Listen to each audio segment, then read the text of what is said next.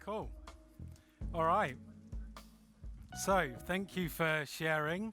What I will say is, tonight is all about participation. In order for you to actually get something out of it, the more you put into it, the more you will get as a return. And that doesn't differ from anything that you do. If you dip your toe, you get dip your toe results. If you want to go all in and have a full experience and get the full result, then I invite you all to let go of what we often constrict ourselves to and just enjoy tonight and get the most out of it. Don't, like, you're spending 2 hours of your time. I don't want you to leave here with nothing. I want you to leave with some value that you can actually take action upon and get real results from. And that's absolutely what your capabilities will be by the end of tonight. You will definitely take away something that you can implement and action.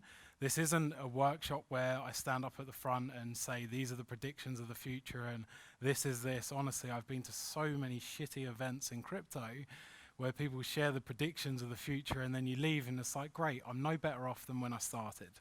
And that's definitely not what we plan to achieve tonight. So have fun, enjoy. Before we do kick off, the bathrooms are outside. I'm sure everyone saw them on the way in. If you haven't used them, please go ahead and use them now. What I will say is this isn't a classroom, so go and do your thing. If you want to leave early, leave early. It doesn't bother me. I'm standing here doing what I love most, and that's it. This is your journey, and you choose what you want to get out of it and what you want to implement as well. I was asked a great question at the start. Why are we using paper and pen? Firstly, that's old school. We're in crypto, and surely everything should be digitized. Absolutely. And I agree. We had a conversation about signing things digitally. I'm all for that.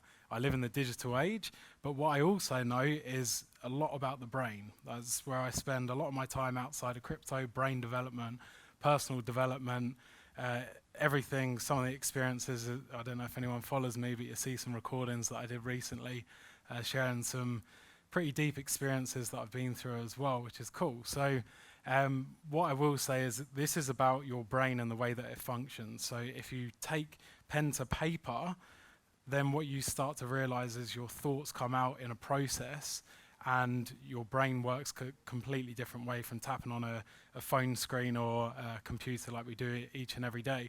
However, what I will say is you do your own thing. I'm just telling you why they're here. If you don't want to use them and you prefer a computer, go ahead.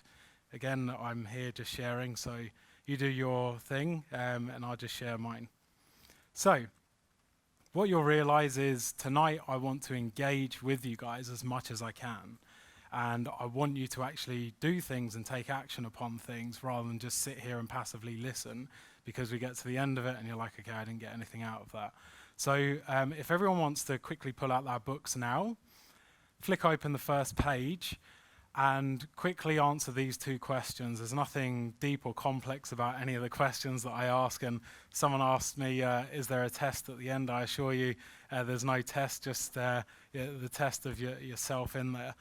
But the questions are, why are you here? And what do you actually want to get out of tonight? So the reason that I ask these questions is the power of intention. When you set your mind to something, you start to focus on what is it that I want, then you start to tune in to all the things that present what you want. It's the way, again, the brain works. This is where I spend a lot of my time, and I understand that when you actually get up and each and every day, let's say as an example, and you say, this is what I want to get out of today, this is how I'm going to apply myself to this is what I want to get out of tonight's workshop, and this is how I'm going to apply myself to it, then things start to show up for you. But a lot of us tend to live on what I call cruising down the river of life, and they just float along, and then they get to 50, 60, 70, or I call it the rocking chair test at 90, when you're sitting on your rocking chair and you're rocking backwards and forwards, reflecting on your life, and you think, holy shit, I floated on that river. This isn't about floating on the river, it's about choosing the river that you want to go on, and the power of intention is certainly a good place to start. So, enough said. Take 30 seconds, And if anyone wants to share, I would love to hear. If anyone's brave enough to tell me why they're here and what they want to get out of tonight, then I love to hear it. Again, this isn't just about me talking. I want to pull you guys into it as much as I can. Is anyone brave enough to share? Go on, please. Well, curiosity, I know absolutely Nice. nothing about crypto. So Awesome. Fantastic. Thank you for sharing. That's awesome. And just a quick question as well, so I can see, who owns cryptocurrency in the room right now? Cool. So just over half. Awesome. And who's been involved in it for more than 3 years? Yeah. We've met before in Melbourne. Yeah, do you remember? Yeah, with Carl and that. Yeah, cool. Good to have you along, mate. Oh, congratulations. Yeah, nice. Awesome. All right, let's continue. So what will you learn? What will you actually get out of tonight? So the first thing is I'll give you an overview of what's happening in not only the financial but also on a political front right now. There's a lot happening. It's like, holy shit, there is a lot going on right now. Hello, guys. Come in and grab a seat down here somewhere. So it's important to stay at the forefront of this, and also you can start to understand, what am I looking at? I'm happy to share the sort of news that I gravitate towards to help give me indication of what might happen next. So the next thing is I'll share a bit of knowledge about the highest performing market that we've ever seen in history. Now, for the newer people, they might be thinking, oh, okay, that's interesting. I may not have heard of that before, but I'm sure for a lot of you in the room, you're probably quite clued in with the returns that have been present in the market for X number of years now. And I'll share you some actual data on this tonight, so you can see. I love data. I hate people's opinions. Oh, as I'm saying that, things are popping up. That's pretty cool. So I don't like people's opinions. YouTube is full of overnight sensations with opinions, and for me that doesn't really help. I want to know hard data and evidence that will fuel my decision-making process. What I will say just quickly, I know what Sydney's like. I've been to enough events in Sydney. You turn up, there's 50 pizzas, there's loads of beers on the side. What you'll start to learn about me is I run a holistic business. And I know that overloading yourself on carbs and sugars is not going to do any good for you when you're here at the event. I want you guys in peak performance. And for that, there's fruit, there is some dark chocolate. I've got a sweet tooth, but dark's okay, just not too many.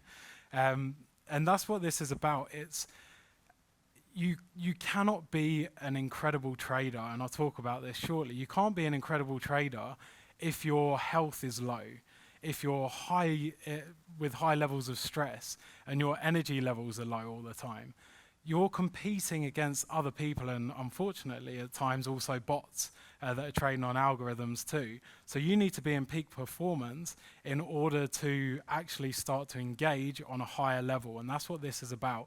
I teach people how to raise their standards, not just how to trade well in crypto, because that in itself will only get you so far. This is about way more than that, and anyone that follows me on Facebook or LinkedIn, you would see the kind of things that I share and what I focus on as well.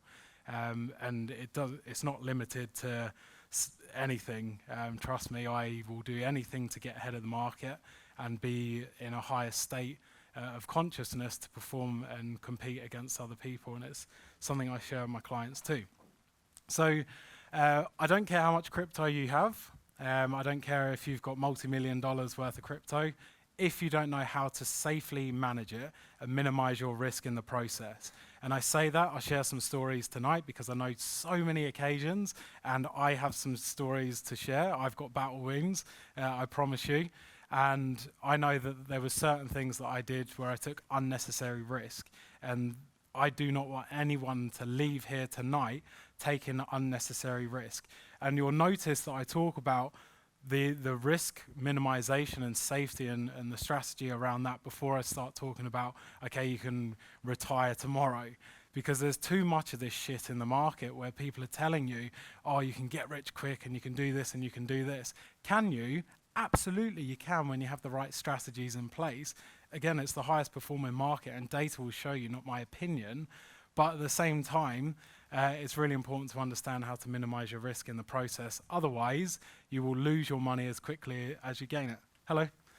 So I'll share one non-complex strategy with you. And why I really emphasize the word non-complex is because a lot of people, especially if they've been around in crypto a little while, fall down this rabbit hole of, oh yeah, let's start leverage trading, let's do day trading, let's do this, let's do that. And they set themselves up for failure.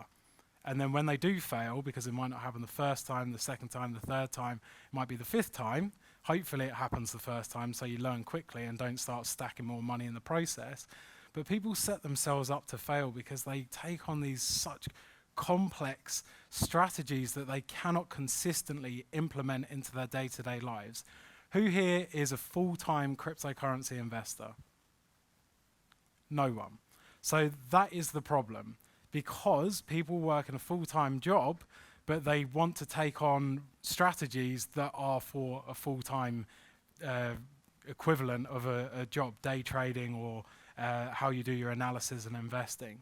So what you want to do is set yourself up for success, and that means having non-complex strategies, that means having automated processes, and that means positioning yourself well and not setting this expectation that you're going to start day trading for half an hour in the morning before work, and then maybe you'll jump online 15 minutes at lunch, and then maybe you'll do it after work as well when your kid's gone to bed. Save your money, please. Or go ahead and do it and learn the process the hard way. But I assure you it's not the fun thing to do. Blueprints and strategies for value investing. I talk about value investing. And I'll talk about the different types of investment, because there are a number of different ways that you can invest into this market. And I'm not here to say some are better than others. I'm just here to share with you what might be right for people in this audience, because I've got a good understanding of what your backgrounds are, that you're all working pretty much full-time jobs, so integrating this into your life is a very important part of that process in order for you to be successful. Awesome. So does that make sense to everyone? Are we on the same page? What I will say is, if you do have any questions, feel free to shout them out and ask. But if it's going to be something that I'll cover off later, I'll let you know. If it's something that maybe is better for afterwards, because I don't want to interrupt the flow, there's a lot to cover tonight, then I'll let you know that as well. Otherwise, I'm happy to share my thoughts on the spot and see where it takes us. So hopefully you all read the copy of the event tonight. There's nothing to buy here today or tonight. So I've been to enough events in the past where they get you really excited. They say it's 50% off tonight, run to the back of the room, wave your credit cards around, you get really excited, and then you probably do something that you wish you never did. So that's not how I like to operate my business. We work with personalized numbers. We do not work with, like everyone else in the market, we're not working with 1,000, 2,000 people, because people do not get results like that. We work with personalized groups where we have a big impact, and we work with them in person, not online, and we share the strategies, etc. But in order to go through that process and work with me, there's an application process, and I'll share what that looks like at the end. It would be irresponsible if I turned up tonight and shared this value and then just left, because I know some people might be thinking, okay, I want more, I want to learn more, and I can share what that alignment will look like at the end. And if you've got any questions, then do fire away then. But just rest, assure, chill, relax. There's nothing to buy tonight. I'm not going to get you excited and say, start throwing your money at me. I won't take your money, I promise. I don't do this for money anymore. So, what is tonight about? In a nutshell, it's about the fastest path to creating wealth in cryptocurrencies, but minimizing your risk in the process of that. And I hope by the end of tonight, you're almost bored of me saying this, because I will hammer it home around the risk piece, because there's so many people taking unnecessary risks in the market right now, and you can eliminate the unnecessary risk. You can't eliminate all risk, that's the part of investing. You can certainly minimize that part, but you can eliminate a lot of the unnecessary risk that unfortunately a lot of people are taking, and I'm sure there's some people in the audience tonight that might be thinking, shit, that could be really helpful for me. So hopefully it is. So what I'll show you now is a quick video it's just some clips. I've been, well, you might have seen me on Channel 9, Channel 10. I've been on Dollars for Cents TV. I spoke at Barclays Bank in London. I've spoken all across Australia at my own events. I've been brought in to speak at events. We're moving to Asia. We're across Australia, New Zealand, London. Well, hopefully in Asia if the coronavirus allows me to go there. I'm not sure how that's looking right now, but hopefully. So, questions to you guys, because again, this is about you taking note and actually engaging with this. So, a question for you guys, and it ties into, I'm sure a lot of you are here in order to create wealth, and for me, that's certainly why I got into the market. There's other reasons which I'll share. But for me, travel is a big part of my life, and this one, that was pretty scary. I don't know if anyone's ever done the Nevis. It's good fun. I think I made it look maybe easier, but I promise you the inside of me was terrified when I jumped off of there. But for me, travel's a big part of my life now. I travel a lot with my young family. I'm here, there, and everywhere across Australia and the world, which is good fun. And what I want to start to get you guys to open up to is expanding your think. And what I mean by that is we're constricted to what we can achieve. Some of you might be looking at that and saying, yeah, that's all well and good. Yeah, you can travel the world, you can have all this fun. That's not something that's possible for me. Well, I say bullshit. Anything is possible for you. You can achieve anything that you want if you choose to. It starts with a choice. It's a decision. Everyone has chosen to be where they are today. That hasn't been circumstance. You've made decisions in the past that have got you to where you are. So I open you up to start thinking and make a note of this. Where are 3 places that you would love to go if you had the opportunity that maybe you haven't been because you can only get 4 weeks off work, or you haven't had the financial capabilities to do that? Make a quick note of that. Here's some other cool pictures. So last year, I surprised my dad by taking him to Rome, which was really cool. It's a place that both of us had wanted to go. And yeah, I love that. And Brooke and I went to Berlin, and us hanging out in London. For me, that's the ability to, this isn't about me anymore. That stopped a long time ago. It was all me, me, me. I want to make money. I want to do this so I can achieve that. And then once I achieved it, I was like, cool, this is great. But it didn't give me the fulfillment. And then I realized it's all about other people. And firstly, it started with being able to fly my family here, there, and everywhere. And then my friends. And then I was like, cool, what else? What else? What else? And now this is why I'm standing here today, sharing with you guys in the room. Because I would absolutely love, and you can see the testimonials that I've got on my page if you go and do some research, I would love for you guys to have the opportunity to do this as well, because I know a lot of my clients are too. And that is cool. That excites the hell out of me. The thought that at least one person in this room is going to do something to make a change in their life and get this kind of outcome where they can do what they want, when they want, with who they want.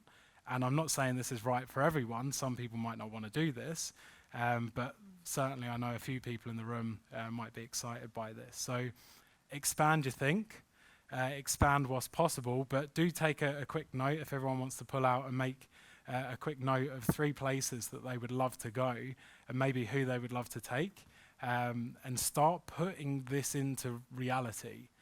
We often dream too much. We live upstairs.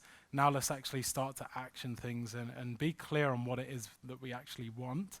I find that a lot of people don't actually know what they want, and I find that through the process when I do the application call. It's like, great, you've made 100 grand in the next 12 months in crypto. Then what? What do you do with that? Oh shit, I think I might want to buy a house, or I might want to go on holiday. It's like people haven't even thought about this stuff. How can you create something if you haven't even thought about it?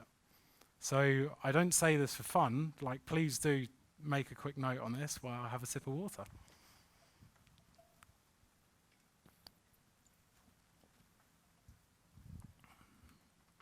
All right, cool. So more importantly than anything, for me, it's about who I can spend my time with. And why I say that is little James is now 19 months old. That was us last year in Athens, which is really cool. And I get to spend so much time with him. I don't know, is there any parents in the room here? Yeah, a few parents. What's happened in society is we've been conditioned to a way of living.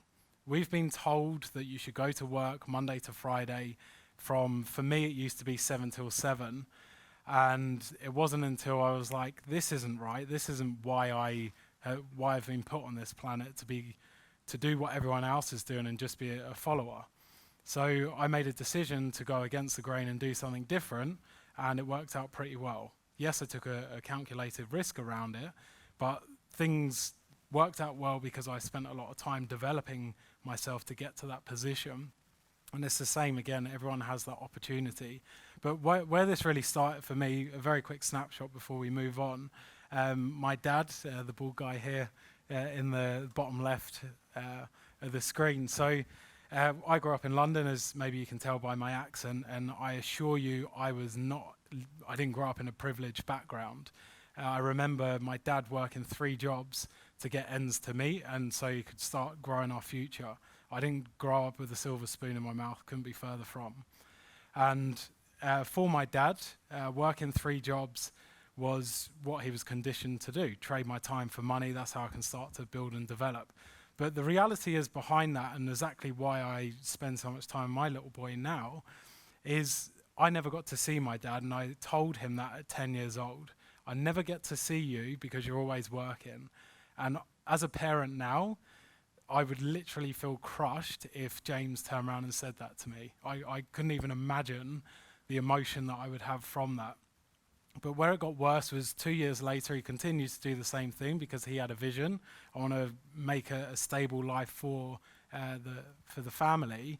He had a stroke at 40 years old. And I had to watch my dad learn how to walk again. That is what sparked me at 12 years old to start investing in the London Stock Exchange. Did I have a clue what I was doing? No.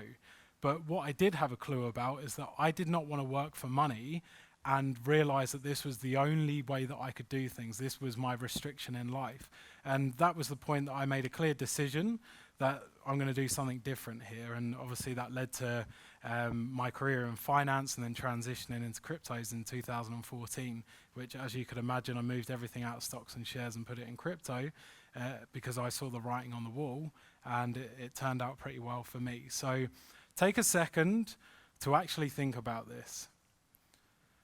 Make a note, who are 3 people that you would love to spend more time with if you had the option to? Whether that's maybe your children, maybe that's your parents, maybe that's a friend and a soulmate that lives maybe in a different part of the world that you see once every 3 years because you're confined to how much time you can actually spend with them because you're constricted to that on your holidays. Take a serious think about this. And why am I telling you to take such a serious thought about this? This is your rocket fuel. People ask me, what's the secret sauce to investing? This is. It's not the strategies that you have. It's not all the shit that everyone tells you. It's the deep power that gets you up in the morning and you wake up at 5 a.m. and you go out and exercise because you want to be in peak physical state and you want to eat healthy and you want to actually go and do some research and you actually want to go and take action and implement things. This is the secret sauce. Understand your reason. Don't invest mindlessly. It's the same as the intention part. Understand your why. People talk about this all the time in business. What's your why? What's your purpose? And this is no different. Why are you investing? What is your rocket fuel? Your strategies are your vehicle, but your vehicle will not move anywhere. Who's done some workshops in the past where they learned loads of strategies and then didn't go and implement most of them? I'm holding my hand up. No one else in the room? Just 1 or 2?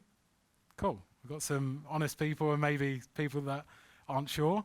But I promise you, understanding and aligning to your why is what will propel you forward and actually get you to take action. So does that make sense to everyone? A few people? Can we get some head nods or no's? If it doesn't, then please tell me, because I'm happy to shoot some shit on this and have a bit of fun with it. No, everyone's in agreement? Cool. All right. So what I want to do is share some economical and global political things that we're seeing right now in the market, because this is what gives me the understanding of what might happen next. So the first thing which this happened, I believe it was early this year or maybe even late last year, the Federal Reserve printed more money than the entire value of Bitcoin. So does anyone know what quantitative easing is? Yeah, a few people. So it's basically where you turn on the printers and you print this money. I call it fake money. And you just throw it into the world, and that controls, or well, it doesn't control the supply and demand. It causes overinflation, and it causes a inflationary currency, and that's what we've seen over the US dollar. If you look at that on a graph, type in US dollar valuation, and you'll see over years how it's diminished in value because they continue to print. And it's also part of the reason, I'll show you another thing shortly, as to why we're in so much debt. So what do I look at? The same as the GFC process, when we start seeing the Lehman Brothers, etc., fall over, and so many jobs being cut in the banking sector. 60,000 jobs are being cut in HSBC, 10,000 jobs went. Deutsche Bank, I think it was something like 20,000 jobs went. So we're starting to see some of the biggest players and the impact that this really having upon them. 4 Chinese banks fell over last year because of something called fractional reserve lending. People went to the bank and said, okay, I want to draw my money out. And the banks leverage your $1 of saving that you have, and they turn that into 10, and then people go and borrow on that money, and then that turns into 100. And then all of a sudden your $1's leveraged out by 100 times by the bank. And then next thing, everyone goes to say, hey, I want my money out because of this, this, and this event. Go and ask the guys in Hong Kong right now. And that's what causes banks to fall over. 4 Chinese banks fell over, which is crazy. So that's an indicator. So what do I look at outside of, or what are the main investments that people do? Typically, it's property. That's one of the main investments. So what am I looking at? I'm looking at the performance a different way. I've never thought like everyone else. I can't. I'm programmed differently maybe, I don't know. I can't think like everyone else. So what do? I start looking for ways of getting data in a different way. Rather than looking at, okay, government data or this data that's being provided, I go and look at the performance of one of the largest property businesses right now that are doing buying and selling. And I can see that they're 14% down in their earnings before interest and tax. 14% is a colossal amount of money to a company of the stature of REA. So that is a very interesting indicator for me that the market is scared. They're not really looking at selling or buying, they're freezing in panic. And if you go over to the UK, obviously my parents still, or not obviously, my parents still live in the UK, that's news. And my dad was telling me about the property market over there, and everything was going on sale. People were in such fear because of Brexit that they were offloading. My dad was scooping up all these properties at discount rate because he's actually done well with his 3 jobs over the last 40 years. And then the price, because of the announcement recently, has been rebounded and reflected, which is cool. So what's interesting is in Australia, we've been in a bubble. And when it's come to a recession, we really have been in a bubble. And people look at, okay, we may have been in a recession in the past. We have not been in a recession. Go to countries that have been in a recession. I think it's something like 58, 59 quarters that we have not been in a recession now, which is colossal. So when this starts to actually fall through, people are going to have the shock of their lives and understand, okay, this sandy beach with palm trees everywhere is maybe a different way of looking at things now because of what's actually happening. And I want to prepare you for that. I'm not sharing these things to scare the hell out of you and say crypto's the way. Definitely not saying that. I'm painting a picture of what I'm looking at and showing you the truth. Because I know the media certainly doesn't show you the truth. They show you what they want you to see. And hopefully a lot of you are aware of that, maybe some not so much. So the next thing, property, cars.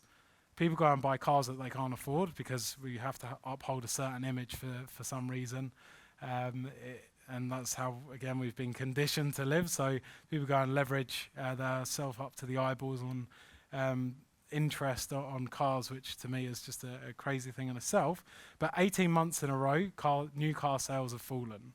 So again, people are not spending money. Why is that so interesting? Not because of this slide, I'll show you the next one. So global debt is at 250 trillion. How? We don't even have that much money in existence. How are we at $250 trillion worth of debt? Leveraging, exactly. Leveraging shit to the eyeballs like the banks do and creating fake assets, fake derivative markets, fake currency. Honestly, I hope that you guys start to understand more and more about how we've been led to believe that we're in such a great financial market and the powers that be have got our backs. I don't know does anyone know what a bank bail-in law is? Yeah? A few people? Does anyone not?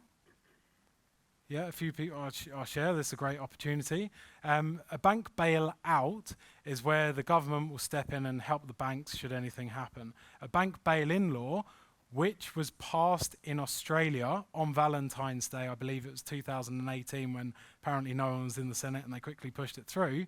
That basically means that when your bank falls over, which is inevitable because that's what happens in cycles, markets go through cycles, and I'll show you that later, they will come to people that hold their assets in the bank, and you will be the one bailing them out. That is a bank bail-in law, and if you want to see this in real world, go and speak to the guys in Cyprus and see what happened there in 2013. That was part of the big surge of Bitcoin that we saw earlier on, when people that had over a certain amount of money in the bank was literally saying, cool, we'll take 30% of that. Imagine you've saved up your life and you've put all your money into the bank and you're like, this is my safe haven. Yeah, there you go. Yeah, and it's crazy. And I think, was it Turkey recently where they closed down 1.4 million bank accounts so they could just take their money back? It blows my mind. Anyway, I won't go on. So why I was talking about or the significance of property and car sales declining is because of our negative interest rates. So what happens, or declining in Australia, but go to Europe, there's negative interest rates. So what this means, this is a way of trying to re-stimulate an economy. When you give money away so cheaply, or when it costs you to leave your money in the bank, because that's what negative interest rates are, you have to pay the bank to leave your money there, they're trying to re-stimulate the economy. That's the whole purpose of it. Same with quantitative easing. That's not happening. And don't listen to me. Listen to one of the most powerful financial guys in the world, the CEO of Goldman Sachs. It is a failed experiment. And what amazes me is that it's on repeat. And it's almost like they're not learning. Imagine doing the same thing over and over and expecting a different outcome. Who was the guy that said that? Insanity? Was it Einstein? You do the same thing over and over and you expect a different outcome. And that's what we've been doing. Printing money, cutting interest rates. Printing money, cutting interest rates. And what happens? The same thing. I don't know. It blows my mind. Sorry, I'm having too much fun up here. You might have to tell me to calm down a bit.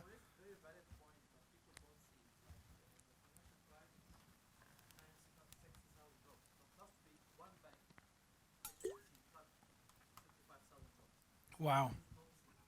Yeah. Yeah. I unfortunately not, but thank you for sharing, because hopefully some people will learn from that as well. Absolutely. Question? The bail-in laws of February 2018 Yes. introduced in Australia. Yes. Was there any further, did it give them the bank's authority to take any set percentages, or is it just this? So it depends on how much you hold in the bank as to what they will take. I don't know if the set rate or what that means in terms of the assets that you hold, but absolutely there's, and out of interest, all the Australian banks that fall under that. So just out of interest, who hadn't heard of this? And who's thinking, holy shit, how did something of that magnitude happen, but it got swept under the carpet? Is anyone scratching their head thinking, man, that's quite interesting that something like that happens, but yet nobody knows about it? Honestly, the amount of events that I've run and I ask that question, and there's very few people that are like, yeah, I actually know about that. And when I ask them, they've got a deep background in finance, and it's like, okay, that makes sense. But the day-to-day person doesn't know about this, and when it happens and your bank account gets frozen and you're sitting there thinking, wow, what's going on? Because most people will do. It's a horrible place to be. So let's look at recession right now. There's more than recession. Let's look even deeper. Let's look at the riots that are happening all around the world. There's places that are burning their central banks. They're burning their central banks. They're causing more riots than ever. Like even France, the stuff that's going on over there is just, it's crazy what's happening right now. There's such a realization of what's happened and how we've been told to live and how we've been constricted to, and people are starting to wake up. And it's like, okay, this isn't how we want to operate anymore. And there's a massive change of energy and vibration, which I won't talk about because I don't want to get anyone lost on that. But there's a big change in vibration of what's actually starting to happen now. We are starting to wake up, quite literally. And yeah, that's an exciting thing for me. More interesting stuff, and I promised I will finish on a high note just to lift the energy a bit, because I know everyone's thinking, holy shit, I didn't know some of this. Fed Reserve, they're looking at developing their own digital currency. There's China have obviously launched their own cryptocurrency now, which is active. So we're starting to see how this is playing out more and more now and being integrated. This, a year ago, maybe 2 years ago, there was so many people sitting on the fence. Now it's like, okay, this is inevitable, and people are like, okay, this isn't going away. We've gone through the bubble, we've gone through the hard yards and what we needed to, and now it's acceptance. Go and look at some of the comments that this dude was making a couple of years ago, and now look at the comments that he's making now, and it's like, oh, okay, cool. The same with some other examples that I'll show you later on as well. One of the most loved and hated people in the world, such a divide, Donald Trump, doing his crazy things of just the most egotistical man in the world. Has he helped or tried to help develop the financial economy? Yes, but that's it. He's outside of that scope. He's just causing havoc. Things like killing one of the leaders, was it of Iraq or Iran? And what he's causing, the confliction, and then you look at the US-China trade war and how that's playing out. I hope this is starting to paint a bit of a picture for you guys, because that is exactly what I'm doing. I came in with a blank canvas, and I've literally been painting some of the truth that's been tucked under the carpet, and hopefully some people in the room will say, aha, I finally get this. I finally start to understand why cryptocurrencies are inevitable, why they're playing such a profound role in day-to-day society right now, and why the value of them has gone through the absolute roof from where they started 10 years ago. And it only takes 2 seconds to look at other assets, alternate assets to more of a traditional system, even though it is somewhat traditional still. Look at the value of gold. Gold is at the highest price point it's been in a long time. What happens in a traditional market when there's fear, when there's disbelief, because that's all markets are, they're all based on belief and agreeance upon that belief, then they start to transition to other stores of value, gold, silver, crypto. So hopefully you'll start to connect the dots with that. This is crazy. It's probably the easiest way to describe this, the coronavirus, and seeing how that's not only spreading, but I remember looking at the numbers the other day and I was like, surely that can't be right. I remember when it was 250, now it's like 3,000. I was like, what? This is getting out of control. Why am I showing you this? Not because I don't want anyone to get the coronavirus, I assure you it's not that reason. The Dow Jones dropped 1,000 points last night. It's the highest drop that it has ever gone through in history. 1,000 points because of what's happening. Go and look at the car sales. I read an article about Land Rover and Jaguar. the sales have plummeted. Apple released an announcement to all of their shareholders to turn around and say, we will not meet this quarter's revenue. We won't meet it because we can't do anything. My partner does some work over in China. No one's there. Well, they are there, but no one's out. No one's operating. It's unbelievable how this is affecting the economy. And this could be the black swan event that people have been potentially waiting for that triggers. It's the final domino, potentially, that could cause a mass exit out of traditional markets and a move into emerging markets. So I promise to finish on a high note. I don't know if anyone watches The Simpsons. I used to a long time ago, but it's pretty cool. They released the other night, I think it was maybe on Sunday, a full episode about cryptocurrencies, doing an explanation as to what it is and how it works and everything behind that. How many millions of global viewers? I start looking for things that are taking this mainstream, and yes, the news, but when you start getting channels and things like, this is Fox that are presenting through The Simpsons, this isn't just a small thing. This has significant impact for global adoption as well. Imagine all the people that are watching this maybe and learning about crypto for the first time. Or maybe all the people that have been watching and staying in tune with crypto and then thinking, holy, maybe I need to pay more attention to this. What does this mean? So a quick takeaway, because as I said, I want to engage with everyone. Has everyone taken something out of this, and has maybe this connected some dots for people? Yeah? Quick show of hands. Awesome, I've got some nodding heads. I'm getting a bit more interaction now. Everyone's loosening up a bit. Thank you, guys. It's all good. We've got some laughs and everything. I like it. Cool. I promise you, tonight's just about having fun. And as you can see, I'm up here having a ball. I'm having a great time at the front, and I really hope you guys can share some of my enthusiasm too. So, a question. Hopefully someone's brave enough apart from you, because I'd be scared if you didn't know this, given what you're doing. But what is blockchain? A quick question. If anyone wants to share, and let's keep this PG, let's keep it kid-friendly. Just a high-level, fun explanation. You don't have to talk about all the depth of the technology. If anyone could share something, that would be fantastic.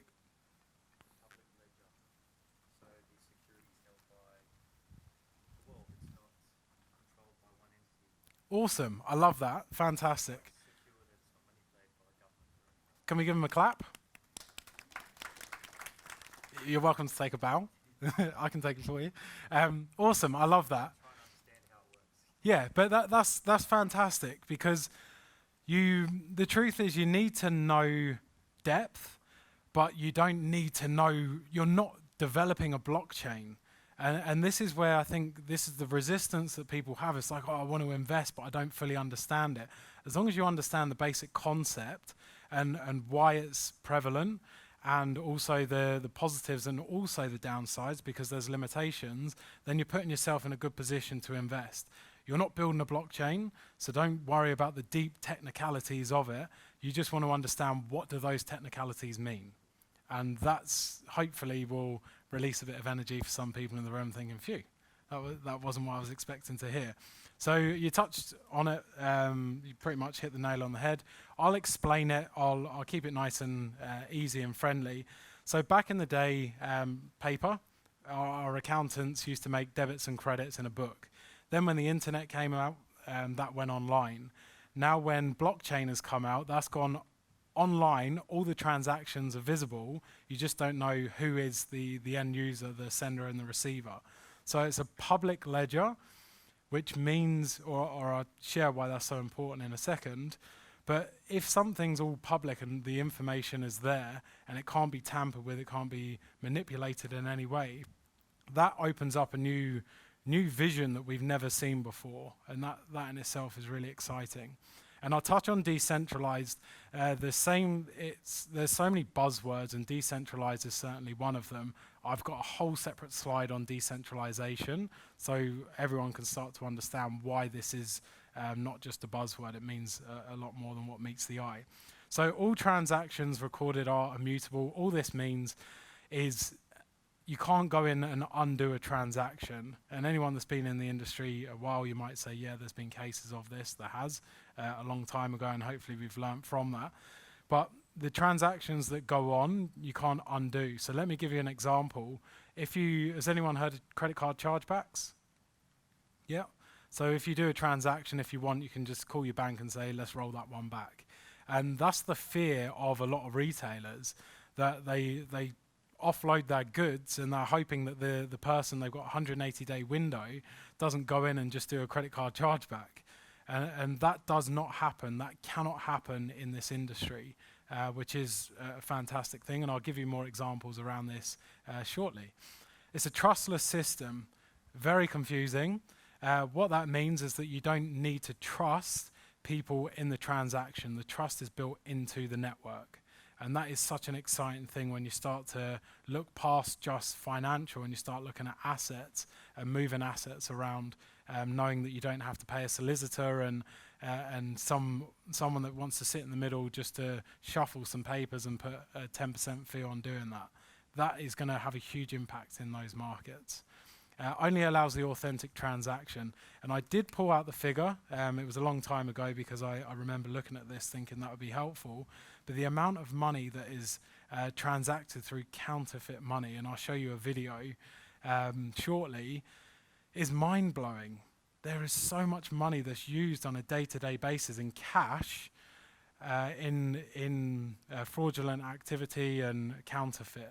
And people say, oh, crypto is used on the dark web and it's used for all this counterfeit stuff. It is such a small percentage and fraction in comparison. I think it was something like 2.5% of the GDP of the US.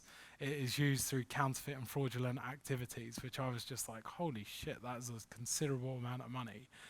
Whereas in the world of Bitcoin, it's an absolute fraction. And what people are starting to understand is this is a public ledger, but Bitcoin isn't fully anonymous. It's pseudonymous. And that means that you don't know who the sender and receiver is, but you can absolutely work it out if the person isn't smart by just going back and looking at where the transactions came from. And that's how people are getting caught on the dark web, because they don't comprehend this. But hopefully you guys do. If anyone's using the dark web, you might look at a different currency like Monero. Anyway, so 5 benefits of decentralization. I'll speed through these because I want to get the groove going. I've been talking a bit too much because I'm excited. Excited to be in Sydney, of course. So peer-to-peer communication. So it's a way of you communicating anything, financial assets, from one person to another.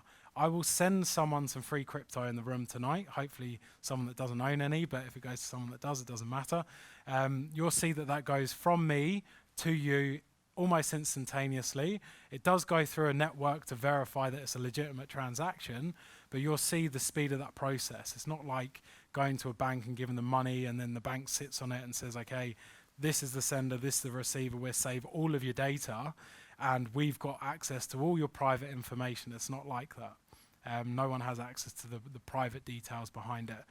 No intermediary delays and instant settlements. I send money to my parents or people around the world, and in that process, it doesn't take a long time. There's no one sitting in the middle for 5 days saying, okay, let's charge you all these fees to do that transaction. It's almost instantaneous, or it's certainly in an unconfirmed transaction with Bitcoin, which I won't talk about instantaneously. But the transaction goes from me to the receiver, not through someone else who's going to collect all the details and information. Trust the system, which I touched on, so I won't go on into it again. A great point, sorry, what was your name? Lee. Great point that Lee mentioned, which I'll bring up with this. Because it's a decentralized network, meaning that it's not controlled by one person like a bank, when something happens to the bank, and it definitely happens when the banks stop operating, and it's happened recently for something like 24, 48 hours where the bank had to shut all operations because of activities that were happening, there isn't a plug that you can pull. If you tried shutting down part of the network, it doesn't matter. There's over 10,000 what's called a node, people that run part of the network, operating the Bitcoin network around the world right now. So it's not limited to let's stop this institution. You can't stop it. It's the way that it's been designed specifically for this. But what's so good is that there's no central point of failure, so it won't go under, it won't stop. But why the decentralization part's really good is we have the ability to vote and have decisions, and anyone in the room can run part of the network to do that. I wouldn't advise doing it on your own laptop at home because it might start doing the robot as you turn it on. But it gives you the ability to have contribution as to what happens in an outcome, and that might not interest some people. But imagine you had the ability to choose what happened with printing money or interest rates or inflation rates. Imagine you had an actual decision in that to say, okay, I don't think this is right. We don't have any decisions. We just do what we're told. We're just ants walking around in a world is the reality, whereas it's not the case here. And don't be fooled because I wear smart clothing. I promise you I'm a hippie behind here. It's about giving power back to the people. That's what this whole movement is about, giving control so people can start to take action and do things that they decide to and manage their own assets rather than leaving it somewhere else who manages it for you and extracts all your data and uses that data against you to leverage yourself to the eyeballs. So, question, what industries are being affected right now? If anyone could share a couple, that would be fantastic. Awesome, I love the enthusiasm, guys. Stop. Don't shout all at once. Oh, cool. Yeah. Power ledger. Yeah. Anyone else? Banking. Yep. Anything else? Yeah. Awesome. So I'll make this a lot easier. And no one stole my punchline, which I love. Sometimes people do, and I'm like, damn. The truth is every industry in the world right now, and I'll show you data on this later, but every single industry in the world right now is being affected in some way through blockchain or cryptocurrencies. And here's proof of $8 billion global businesses that are integrating this technology. And I'll do a very quick walkthrough of this. So the first is JP Morgan. Anyone that's been in the industry a while knows a guy called Jamie Dimon, who's the global CEO. Back in 2017, he called Bitcoin a fraud. In 2018, he retracted his statement, and then in 2019, in February, released JPM coin. Quite interesting. I don't know if that's market manipulation. Some people might say that, but don't worry, it's Jamie Dimon, so he gets away with what he wants. Questionable. Similar to the guy that runs Berkshire Hathaway, some people might have heard of Warren Buffett.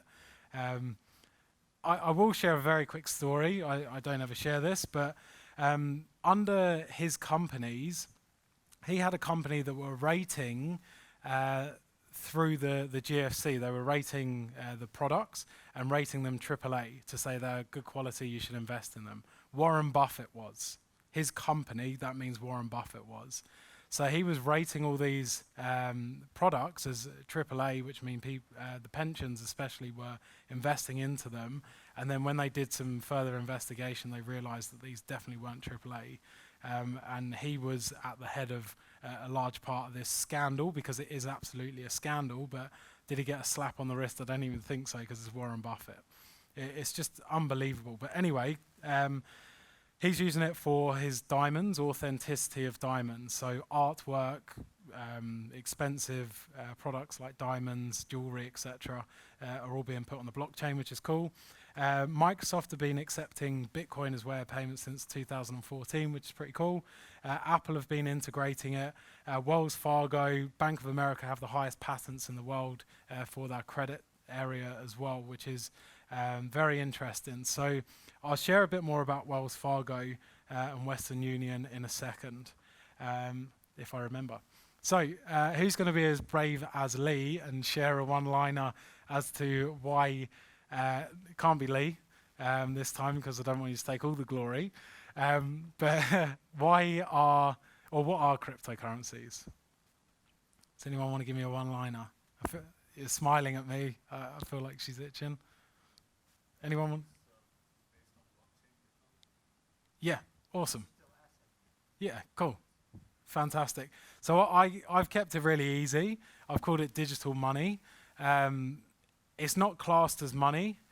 Money is something that we've actually just created. For something to be classed as money, I don't usually share this, but I'm on a roll tonight. Please tell me to stop. For something to be classed as money, it has to constitute four things. It has to be transferable, so you need to be able to transport it around. It needs to be in limited supply. It needs to be widely accepted. And I knew I was going to forget the fourth. So what's really interesting when I talk about being in limited supply, quantitative easing clearly demonstrates that this is not in limited supply in our fiat currency.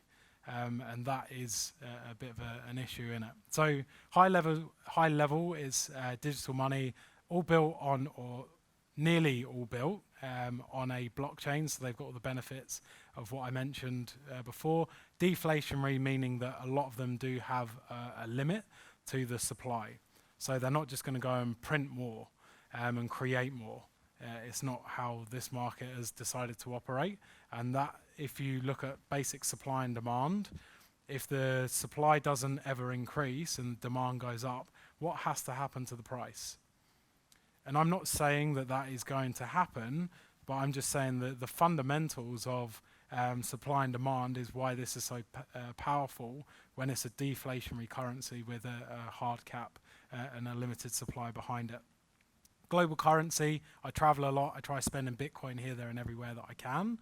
And I don't have to exchange. But this year I've been to the US and I had to go through an exchange process. I ended up using my Amex card, which I know is probably not the best idea because I think it was 3% on every transaction, but it's all good. Gets me free flights. But there's an expense to that transaction. What's the number? I think it's $1.6 trillion every year is the cost of exchanging one currency to another. 1.6 trillion through commercial and retail. 1.6 trillion. Go and ask Ripple. That's what the gap that I'm trying to fill. So that in itself, you can start to see, okay, if it eliminates the need to exchange from one currency to another, that is a pretty incredible answer and solution to that in itself. Accessibility. So 1.7 to 2 billion people is the estimated number of people that don't have a bank account or can't get access to a bank account because they live in a rural location or they've been denied because they don't have the right ID, etc., etc. And that's why Wells Fargo and Western Union, they're big offenders of this, especially living in the UK. There was a lot of people from Eastern Europe that would come over, work in London, and then send their money to their families back home. And sometimes they weren't able to open a bank account because of the restrictions and limitations. Again, we're living on an island with sandy beaches and palm trees, so we don't quite understand this until you go and see it for yourself. But they were charging anywhere from 7 to 21%. 7 to 21%. I've heard of Robin Hood, who takes from the rich and gives to the poor. And this is quite the opposite. Takes from the poor and just keeps filling the rich people's pockets, which in itself is a pretty crazy process. Cool. So why are so many people investing in cryptocurrencies? Let me show you a simple graph for this to make sense to people. $100 invested in Bitcoin in 2010, January 1. In 2020, January 1, 10 years later, would be worth 8.99 million. The highest performing asset class in history. Hopefully this gives people a bit more of an understanding around it. $100. So if you want to create a retirement fortune, and this isn't even at the highest point. So if you want to understand how you can create a retirement fortune, then this might be a good indicator. People might be thinking, oh yeah, but that was 10 years, this, and this, the market's more matured. Look at the change in volume in between to realize that this is repeating itself. We're going through cycles, and that's what markets do, and I'll show you this more and more tonight. So who thinks that's pretty cool? Who would like to turn $100 into $8.99 million? Yeah, a few people. people up and down with their hands. I like it. Everyone's pretty enthused about that. Cool. So hopefully this real data helps you. So let me show you more. So I don't know if you can see the green down the right. So these were top 10 performers. I didn't pull this yesterday. I pulled it a few days ago. So if you go and search, you might find something different, but I assure you the results wouldn't be too different to this. These are the top 10 performers. As you can see, the worst performer on there is 57%, and the best performer at the bottom, you might not see that's slightly cut off. Best performer, 172 if you round it up percent. Who thinks those returns are pretty cool? So let me point out, I don't know if you can see highlighted at the top, this isn't in a year. This isn't in a month. This isn't in a week. This is in 24 hours. 24 hours, this was the return. So going back to the other slide, if you compare the performance of Bitcoin to gold, $100 in gold would return $156 in 10 years. That was the calculation. I did it myself. And I also did it for Melbourne because I was in Melbourne at the time running an event. $100 in property would return $189 in 10 years. So you can start to see how different this is as an asset. And yes, it's an emerging technology. That's the beauty of it. It's where people see problems is where the biggest opportunities are. I'm an opportunist. I'm not a problem focuser. I see a problem and I think, what's the opportunity in that? And that's what I saw in this, and that's what happens when you do. Let me show you some more data. So this is the performance year on year, as you can see. So year on year increase and the percent returns. So if you just left your money in Bitcoin, these are the returns that you could have got year on year. 186, 890, 177, so on, so on, so on. The worst performing year from the low points, the lowest point that Bitcoin was at year on year, 9.47%. Who thinks that's pretty cool?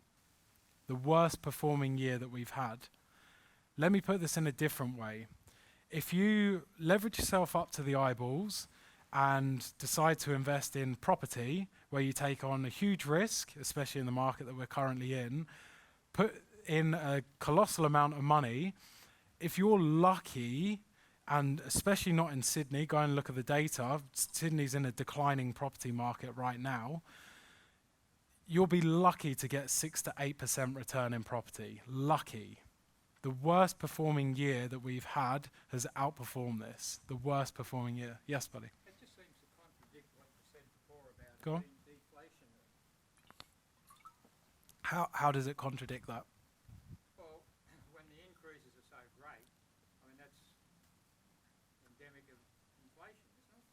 So that's because there's more people moving into it, which is driving up the price. So if you think about property, if loads of people all of a sudden, let's say when the Chinese market came over to Australia and you went to an auction of a $1.5 million house and it sold for 2.1, that's because there was such a high demand driving in for it. It's deflationary because you're not printing or creating more. So there's a hard cap. There's 21 million Bitcoin, let's use as an example. You can't create more. You can create more property. I just said there's so much more money in the market that it's got to push everything up. Yeah. It pushes the value of the coins up. And not everything else. When you refer to everything else. In general. Well, in the world of cryptocurrency. I mean, like I said before, I know nothing about Yeah, no, please. Maybe I should shut up. No, definitely not. That's the worst thing that you can do. There's no such thing as a bad question. And maybe come and see me at the end and I'll explain that a bit more. Does everyone understand what I'm saying with that? Yeah, got some nodding heads, so I'm not so sure. That's cool. I'll fire across at the end because I've been talking too much and I'm slightly behind schedule. So very quickly, market observations. I said at the start, I spoke about value investors. So we have day traders. There was a colossal amount of day traders, what I call overnight heroes, especially if you go on YouTube, you see all these day trading channels where they're telling you when to buy and what to buy. It is possibly the worst thing that you could be doing right now, watching some of that stuff. day trading, you can make a lot of money when you understand what you're doing, which generally means that you've been investing through FX commodities for at least 5 years in other markets. You're doing this as a full-time job and you're happy to sit in front of a computer for 6 to 8 hours a day. If you're not committed to doing that and you want to do it on your lunch breaks and after work for 15 minutes, that's the result that you're going to get. You're going to lose a lot of money very quickly and start to have the realization of why. And I'm not here saying it's right or wrong. You choose what you want to do. I'm just sharing the reality. I've been in the industry so long now, and I've seen so many people that quit their jobs, put all their money into it, and they started trading through 2017 as the market was going up, and they were like, oh, I'm so good at trading, I made this much money today. And it wasn't until the market turned and started to go down that firstly they didn't have a clue what shorting was, and secondly they didn't have actually any understanding of how to day trade, and then they started to lose a colossal amount of money, and then they went back to work with less money than they started and learned a hard lesson. So if you want to do this, then awesome, but realize that it probably is a full-time job and you need to have a substantial amount of experience to implement into it. This is called shiny tools. Fish go to shiny things, and there's so many shiny things that everyone's always jumping on the latest trend, the latest fad with diets. Let's jump on this, let's jump on this. And when you have the realization of going through that process and you start to unwind and say, if I just stuck to the core things and did things properly, then I might have got a result that I wanted rather than getting caught by the shiny tools. And I'll share a quick thing on that. Hope investors, so this is where I see the majority of people sitting in the market right now in the world of cryptocurrency, hoping that their asset that they invested into is going to go up, or hoping that the market's going to play out positively, or hoping that the crypto that they invested into in 2017 is going to reach the value that it once was at. It's not a good place to be. Don't be a hope investor, because if you're hoping to get returns, then that's what the outcome again is that you will receive. We want to transition away from that and start understanding how to position yourself properly with strategies. So the next thing is sideliners. And what's a sideliner? These are people that are sitting on the sideline waiting for the right time. And maybe they'll be waiting a long time, and maybe they've already been waiting a long time, and maybe they've been also applying that strategy in other markets as well, waiting for the right time to buy the property or waiting for the right time to invest in that stock and share. There's something called opportunity cost, and opportunity cost as an investor is a real thing. There is an opportunity lost if you don't make a play. And that's what we have to start realizing. Watching something from the sideline is an expensive process. Whereas a lot of people don't want to get involved because they don't feel educated and have the right knowledge. Well, go and get educated. Don't just sit on the sideline and think, oh, I could have. Honestly, the amount of times that people have told me I could have invested into Bitcoin in 2010, 2015, 16, whenever, I wouldn't, it's a ridiculous amount of time. So don't be one of those people who actually start to understand, which obviously none of you are because you're here tonight, which is awesome. So finally, value investors. And these are people that have the right strategies, they've got the right tools, and they take action upon that. And that is where you can reap the rewards and benefits of doing so, rather than just sitting on the sideline waiting, or taking action like I did. I made some mistakes in 2014 when I first got into this, where I lost my private key, and I'll show you the data on that. And I did some stupid things, because what was I? I was really eager. I didn't want to miss out on the opportunity, and luckily I made some small mistakes, and I'll share how big they were. But I don't lose sleep over it now, because I did some things and I learned some things in that process, which is why I'm here today. So let me quickly share the truth with you. What is the truth? Because not many people are sharing the truth. They share what they want you to see, so you do something. But let me share the truth, because I believe in having an objective view and a well-balanced view on everything. So the first thing is mismanaging your investments. So roughly 17 to 23% of Bitcoin has been mismanaged. And how has that been mismanaged? People losing access to their cryptocurrency, their Bitcoin. So in today's value, we're talking about tens and tens and tens of billions of dollars people have lost because they don't understand the safety side of things. not a good place to be, and easy to overcome and eliminate, which I'll show you. The next thing, getting scammed, and I'll share a story on this in a second. There's a lot. So what is cryptocurrency? I didn't explain it. Cryptocurrency really is everything people don't understand about finance and technology combined. If someone asks me what is crypto, that is exactly what crypto is. So as a new person getting into the space, if you don't have the guidance, you are prey to someone who can easily manipulate you, saying, oh, just share your details with me and I'll take the transaction out. And I'll share a real story on that happened literally last week. I nearly had a heart attack. So just protect yourself, because the same as the .com, whilst there's massive opportunity, there's people running headfirst into this without taking the necessary steps to overcome and eliminate this. Making costly investment decisions, not having the right strategies in place, because that's just madness. You wouldn't go and do other things. You wouldn't go and buy a property, an investment property, without going to do research into which area, what do I actually need, what's my price point. Whereas it's quite evident people just chuck money at this and say it doesn't matter, it's only $5,000, it's only 10 grand, whatever happens. It's like you wouldn't do that in any other markets. Why would you do that in this? You wouldn't go and choose a property that has a red door because you like red doors as an investment property. You just wouldn't do that. So please don't do it in this market. And missing out on opportunities, the biggest opportunities that we have ever seen before, based on data, not my opinion. So a very quick story, this is fresh off the press because I'm about to post this tomorrow morning. If anyone follows me on Facebook, you'll see it. I had two examples which couldn't have been any more opposite last week.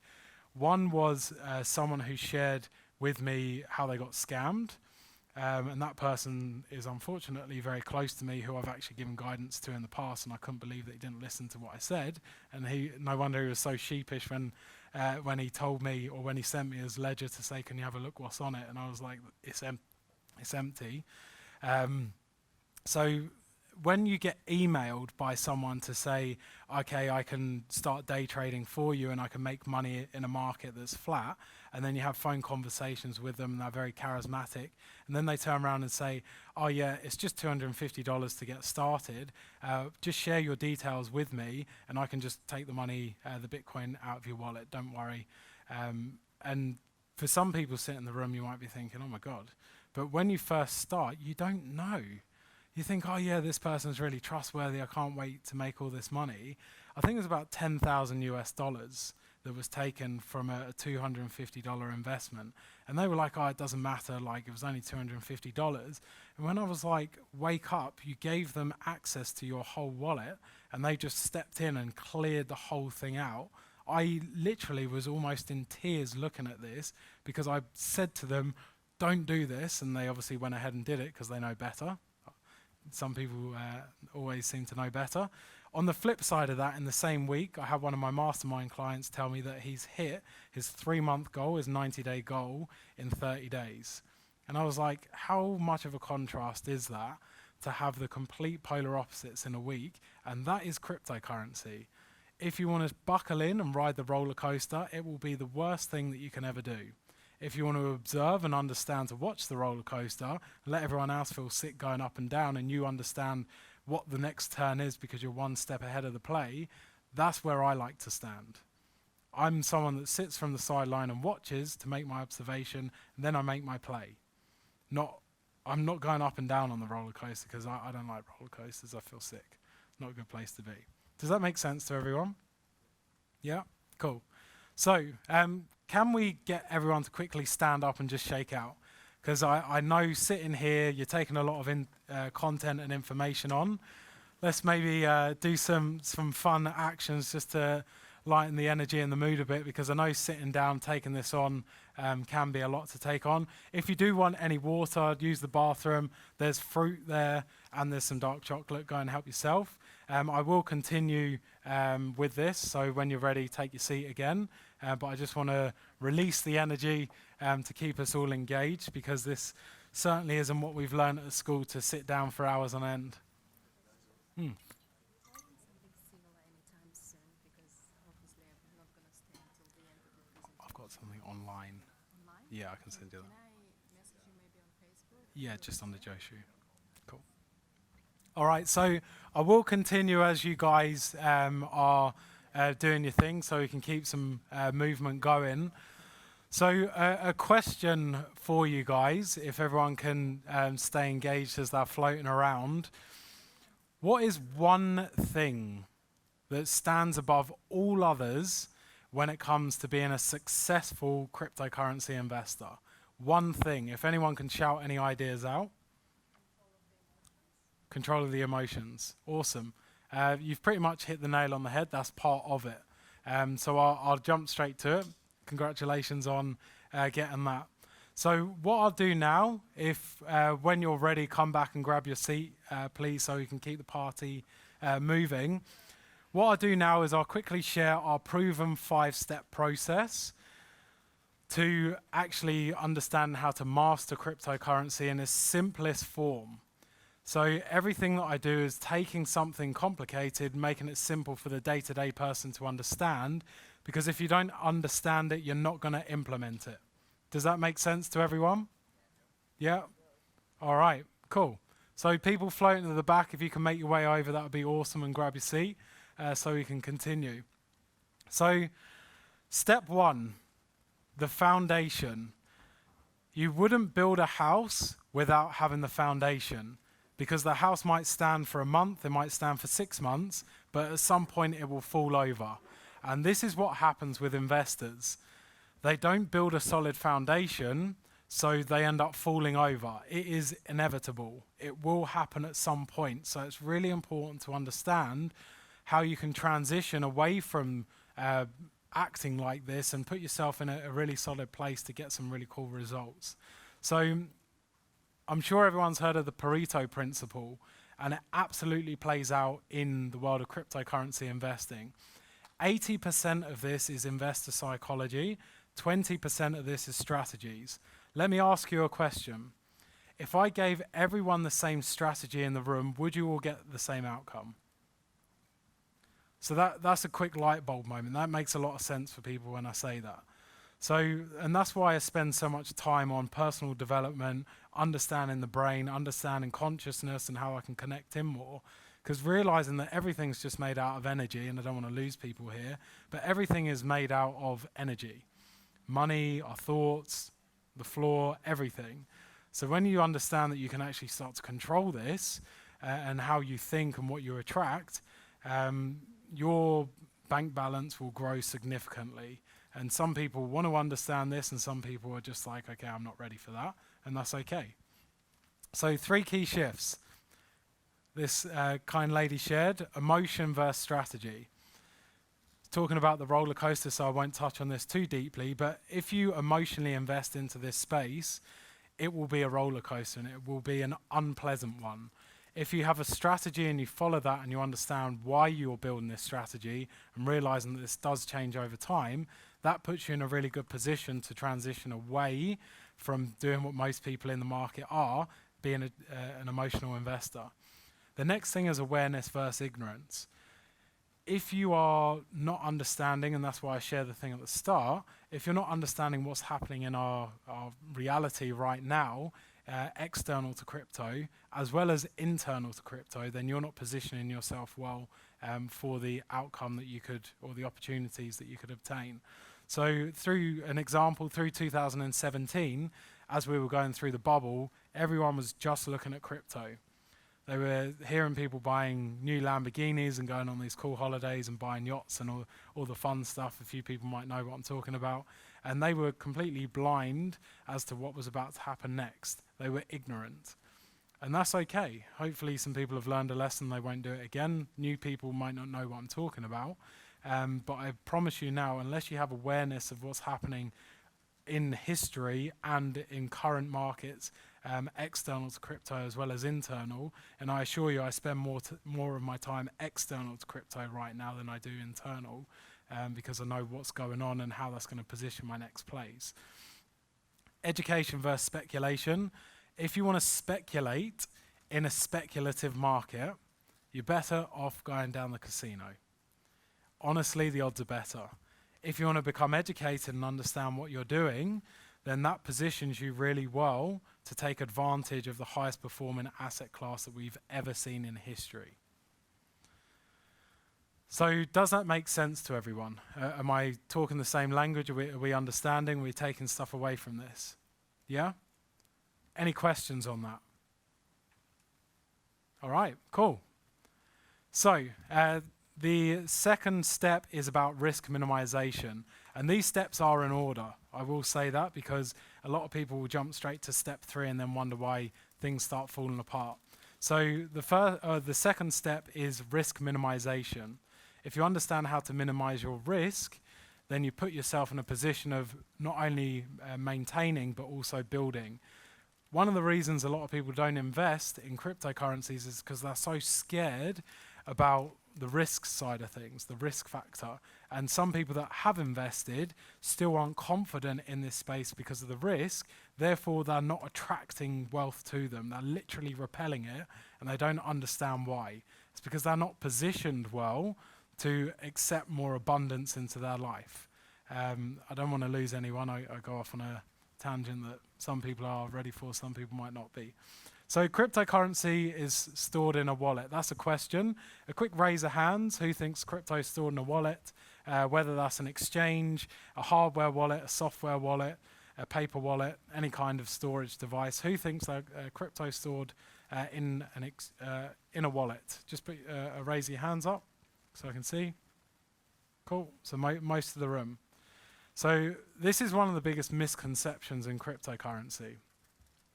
And damn whoever decided to call them wallets. Your cryptocurrency is not stored in a wallet. And that's what scares me, because the amount of people that are invested in the market and they have the belief that their crypto is stored in a wallet. No. What's stored in your wallet is like a front door key. If you lose your front door key, you've lost your crypto. All this is, it's giving you access to your part of the blockchain where your cryptocurrency is stored. Your crypto is on the blockchain, stays on the blockchain, never leaves the blockchain. Where's your crypto?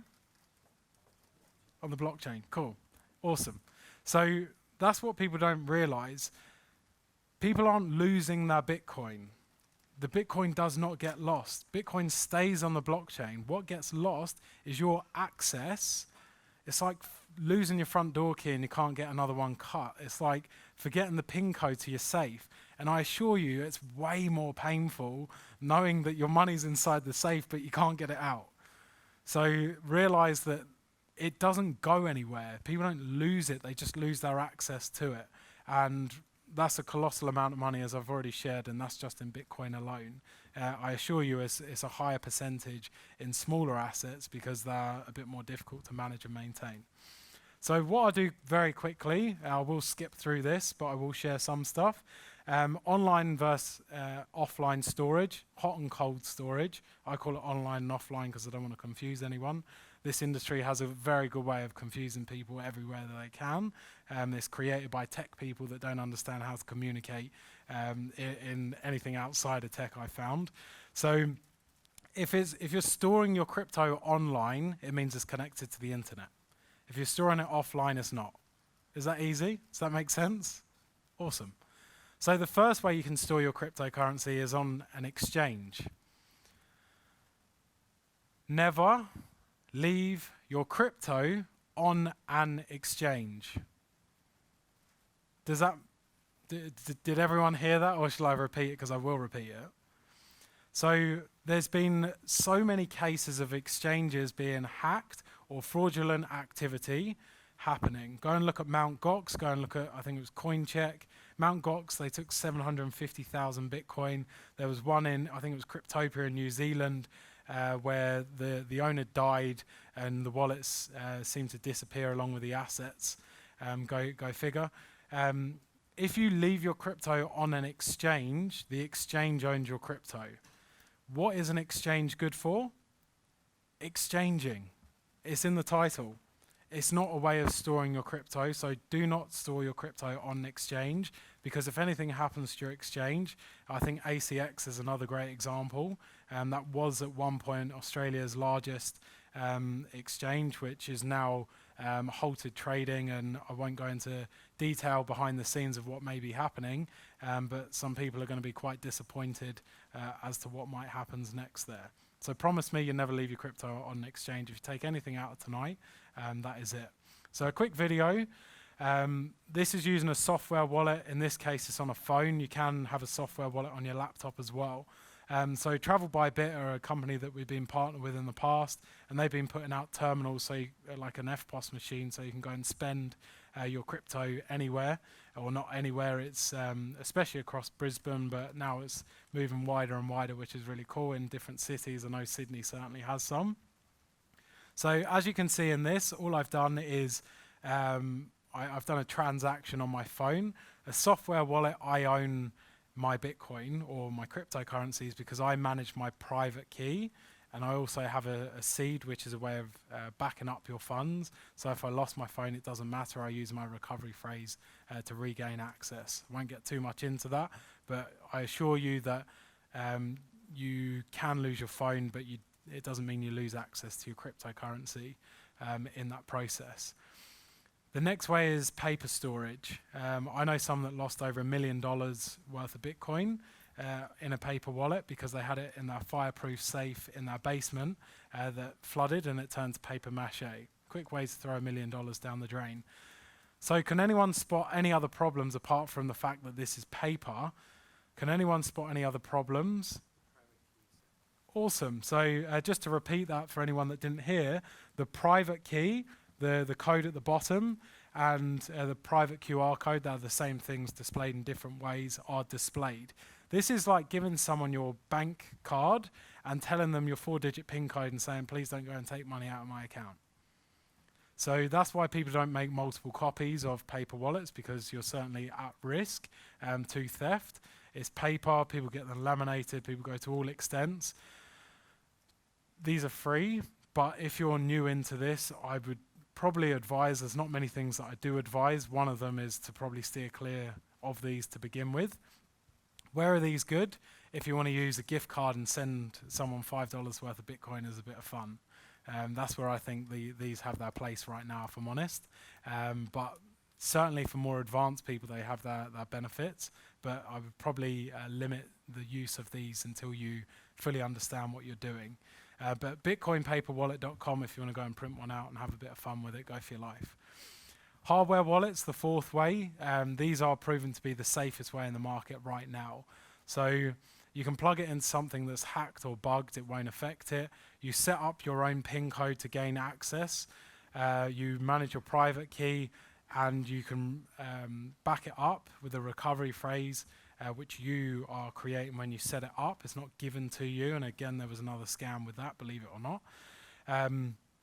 But these are a very safe way of storing your assets right now, and this is a way that I certainly would advise people. If you're currently set up on an exchange, you might want to think about doing this, and this is what we set all our clients up with if they aren't set up with this, to ensure that they actually understand how to safely manage their assets. So a quick question, and I know this is high level, so not maybe in the full depth, but who has a bit more confidence that they understand how to safely manage their assets? Quick raise of hands. Does anyone not? And again, I said it's high level. That's what this is really about. It's about sharing the knowledge on a high level tonight. But does anyone not right now? And I know you might not, which is okay, don't worry. But we can talk about that later. Anyone have any high level questions right now? Yes, mate. Why is the hardware storage better than software? So good question. The main difference is online versus offline. So the hardware wallets are offline, and the software wallets are online. If they're online, it means they're connected to the internet, and that means you're susceptible to being hacked, which can happen and does happen. The likelihood, the real exciting thing is with a bank, if your bank gets hacked, then it means that everyone is at risk, and that's why banks spend billions of dollars on cybersecurity. Same as if a cryptocurrency exchange gets hacked, everyone's at risk that stores their crypto on the exchange. Whereas if you're managing your assets yourself, the likelihood of someone wanting to come in and attack you personally, unless they know you're storing a lot, it reduces the likelihood of that because it's decentralized. Question? You have a hardware system of storing it and your hardware device gets brought along in that state, for example. Yes. What happens? So you create a recovery phrase, which is 24 words, and if anything happens to your device, it gets damaged, water, lost, anything, you will take your 24 words, you'll buy a new device, and you'll upload the 24 words into your new device, and it completely unlocks everything again. So you get full access. So, but the new device was never connected to the old device. It doesn't matter, There's a depository containing that information somewhere, right? which is tied into the recovery phrase. So it's all held on the blockchain. So all the recovery phrase is doing is giving you access again to your part of the blockchain. It's like having another key cut. It is an easy way. Let's keep this PG. That might click for some people, hopefully. Cool. All right, thank you. So moving on. Step 3, transacting. So transacting, buying and selling crypto. I'll speed through this part because I know people want to understand about the investment and the strategies, etc. So transacting is just a way of buying and selling your cryptocurrencies. CoinTree is someone that we're partnered with. And actually, while I'm doing this, I will walk around. Sorry, that should play if it wants to. Hopefully that starts doing, yes it is. So what I'll do is I'll start handing some of these out as I'm talking. So I might just give you those if you can pass them down. So this is $30 worth of free cryptocurrency for anyone that wants it. If you just sign up, thank you mate, if you just pass it to these guys. So if you sign up to the exchange, they will deposit your account with $30. I'll give 2 for you guys, which is pretty cool. So if anyone doesn't have one, oh, sorry, I'm getting excited here pushing all the buttons. Oh, cool. I'll leave these well, unfortunately, it will only work once, but if you open up multiple accounts, I'm sure you get access to more. So with CoinTree, when assessing an exchange, I look at longevity. How long have they been operating for? Where are they operating?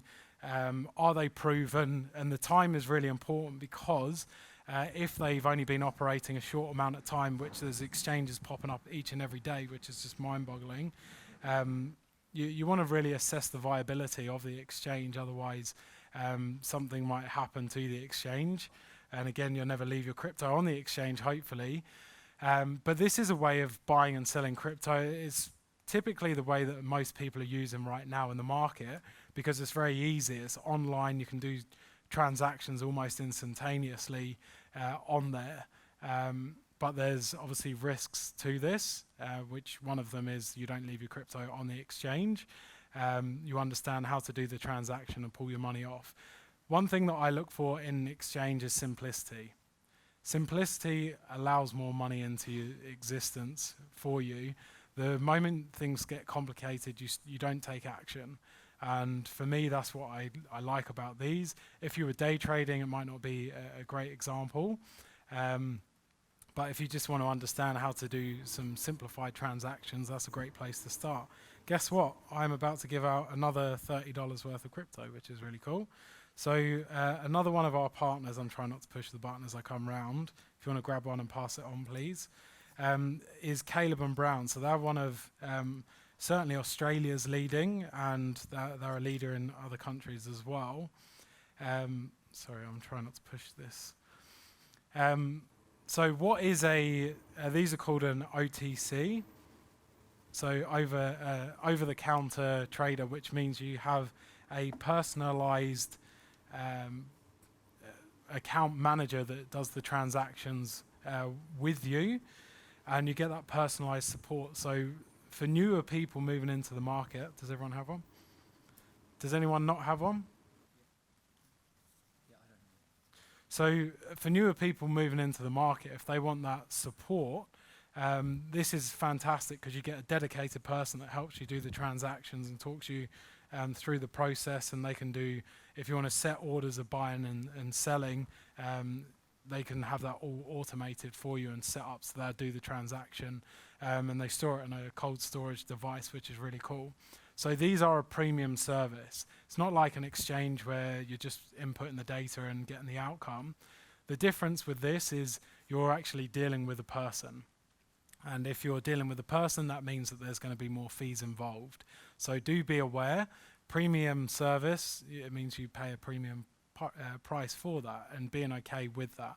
So if you use this, it's free to sign up and you'll get $30 of any crypto that you want. So thanks to Caleb and Brown, one of our partners, which is really cool, and a great service, which is a global business.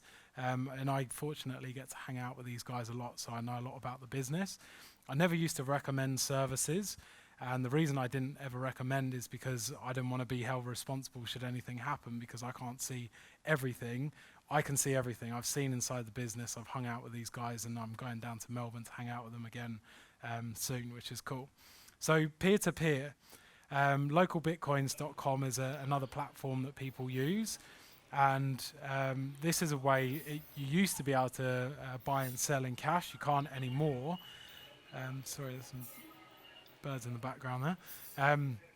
So with this process, you can buy and sell crypto online. It is a bit more expensive. It's kind of like the eBay of crypto. Buying and selling is probably the... Sorry, I can't do anything about the volume there. So with this, it's... as you can see here, 70 plus transactions, and this is the percent of feedback. So on eBay, if you've done loads of transactions and you got 100%, means that you're a good buyer or a good seller. And that's no different to this. So things to be mindful of is you're dealing with other people, so you want to make sure that you minimize your risk and how you're trading. It's just a different approach. It's probably not used as much anymore. In the beginning, I used to use this because I didn't trust exchanges back in the day because of Mt. Gox just happened. So I would send people cash, literally through a bank account, and then I started at a later point meeting them in person and then receiving Bitcoin in return. And obviously there's risks with that, and you need to understand what those risks are. So I'll share a couple of things to be mindful of. Risk elimination, always do a test transaction first. I do not care if it's $1,000 and you're like, oh, it's only $1,000, I don't care. Do a test transaction. Make sure that if you send it from your exchange to your hardware device, that you see that it goes through, you're happy with it, and then send the rest. Do those transactions, take that time, because it would be an expensive lesson. Someone that used to work with us, it was a $80,000 lesson for him, which obviously you can see that's a pretty expensive lesson. So do everything that you can to eliminate unnecessary risk, and that's certainly one of them. Never leave your money on an exchange. I've said that enough times, hopefully you're getting bored of that. And the final thing, assess the source. So understand where you're buying it from. Who's the exchange? How long have they been operating for? Are you buying it from a person? Are you using an OTC service? Are you using a switching platform, which I won't talk about? But there's a number of different ways of buying, selling, transacting. And you want to understand, how can I remove unnecessary risk in this process?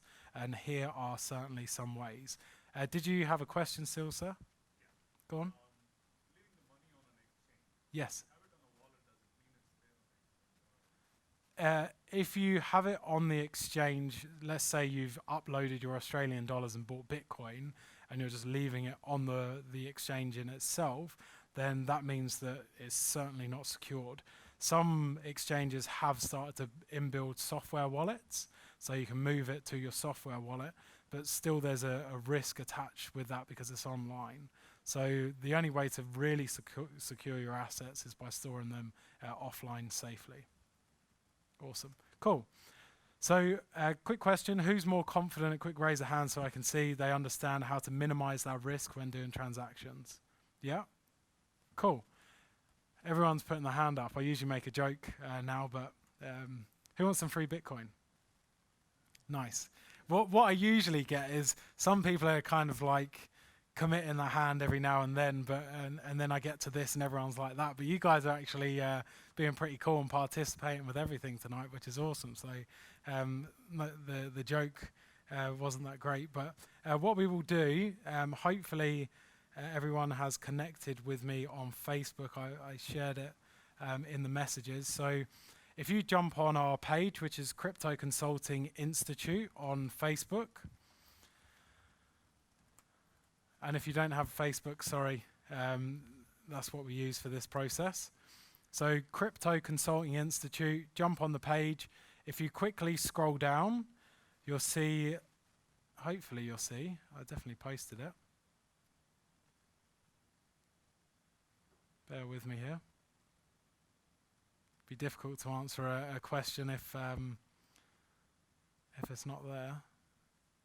Oh, I actually don't think it posted. Sorry, bear with me, guys. Oh, there is a question. I don't know why it's not appearing here. Bear with me. Let me reload this. It might not be. All right, I think that may be why. The suspense. It's killing me. All right, take two. There we go. Awesome. Cool. So if everyone could take 30 seconds to jump on Crypto Consulting Institute on Facebook. And here is the question for tonight. So the lucky winner, whoever's closest, in US dollars, I must say, what did the market hit at its peak with the dot-com boom for 2000? So please no Googling, don't get too accurate on the answer because it is just embarrassing for everyone involved. So if you can take 2 minutes or 30 seconds, not 2 minutes, to quickly hit comment and shoot your comment below. I can see some answers coming in now. I'll give you a clue. It's more than millions. So don't answer in the millions because it's more than that. All right. Awesome. So I will continue forward so we don't get anyone too excited, but Crypto Consulting Institute is the Facebook page, and shoot your comment in below. Please no Googling. See some people laughing. It's all good. Cool. All right. Step 4, investment strategies. So you absolutely must have investment strategies when coming into this sphere. If you don't have investment strategies in place, then you're putting yourself at a position of risk because you will go through the roller coaster ride and it's not that fun. So understanding what you're investing into, why you're investing into it, and having that already played out is absolutely essential to your success. And so many people don't, and they wonder why. Why didn't I do this? Why didn't I do that? Let's have foresight and not hindsight. So, has anyone seen this before? A quick raise of hands. The Wall Street cheat sheet. Some people may have seen it. So it's something that's been used for decades in the world of stocks and shares. And as you can see, or maybe can't see, I'll point out, there's 14 emotional states that we go through when a market goes through a cycle. And this has been used for a very long time in this market. Now, what I'll do, some people might be with me, some people might be thinking, what the hell is he talking about? Roughly, what would it be? September, October, November, December, January, February, March, April, May, June, July. And some people might be thinking, oh man, that makes a lot of sense. I'm referring to 2017, when we went through an extreme peak, followed by an extreme trough. And what happens is people get caught into their emotional states of, oh my God, the market's going up, oh my God, this is happening, and they let their emotions get the better of them. What's really interesting is this is for stocks and shares, not crypto. But can you see how applicable this is in crypto, right?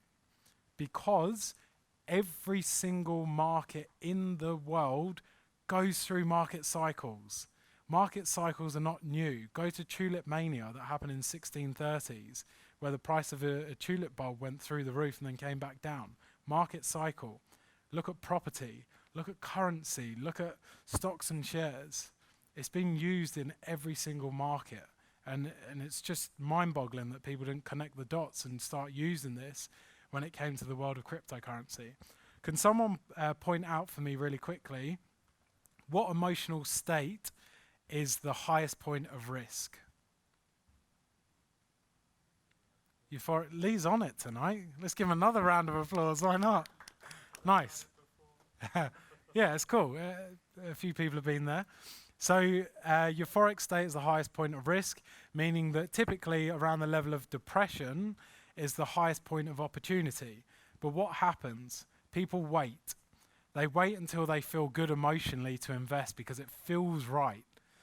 It does not feel right to invest when everyone's saying the market's dead, the market's plummeting, it's gone down, it's dead, it's dead, it's dead, and you see it everywhere in the news, Bitcoin's this, Bitcoin's that. Go on bitcoinobituaries.com, it's plastered everywhere the amount of times it's died. And people don't think, okay, this is the opportunity, this is my time to start entering in the market because they're in such a place of being emotionally controlled by fear. And that is a very unfortunate thing because they miss out on the biggest opportunity. On the flip side, people don't realize that the point of when everyone else is getting so excited, this is the time to stand back and say, hold on, what's happened in the past?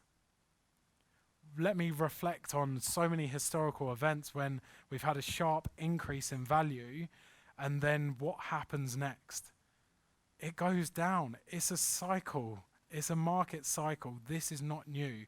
Go and Google afterwards if you want. Go and Google property market cycles. You see typically every 10 years, property goes through a cycle, especially in the US more than Australia. But you'll see how the markets move through cycles. And this market's no different. Let me show you. So this is what I call a microcycle. So a microcycle is a small cycle within a macro cycle. This is 2017, the big spike that we had that Lee seems to know very well. So through that spike, if you got a bit of tracing paper and put the market cycle, the 14 emotional states that I just showed you, would everyone agree that that's pretty much identical? Looks pretty much identical, right? So you might think, oh, that's just a coincidence. Well, let me show you actually. This small blip here is actually that. It's exactly the same. Literally, the shape of this is exactly the same. The market goes through a cycle.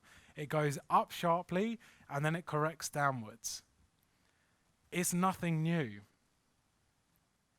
So are you starting to understand, if you don't get caught up in the complexities of day trading and all these shiny tools and gadgets, and you say, okay, what's happened in history, and how can I start to implement these strategies into cryptocurrency, and you just take a step back and say, okay, let me scan this and have a look. Can anyone see how this can be ultra beneficial to your investment? Just one non-complex thing like this has made a colossal amount of money for my clients because they understand the technicality or the simplicity of a market cycle and not getting caught in the data, just taking a step back and having a bird's eye view. So let's have a look and see who's the lucky winner of tonight. Just another example, a very simplified graph there. As you can see, another market cycle, which was the dot-com boom. And you can see it has exactly the same shape. A sharp increase and then a sharp decrease.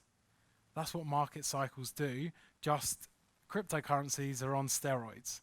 They don't act like typical markets because they're at such a rapid rate, and it's understanding how to take advantage of this and position yourself well and not be circumstanced to, I missed that, which you need automated processes to ensure that you don't miss it, or being at the forefront of this with the strategy already laid out. Did you have a question?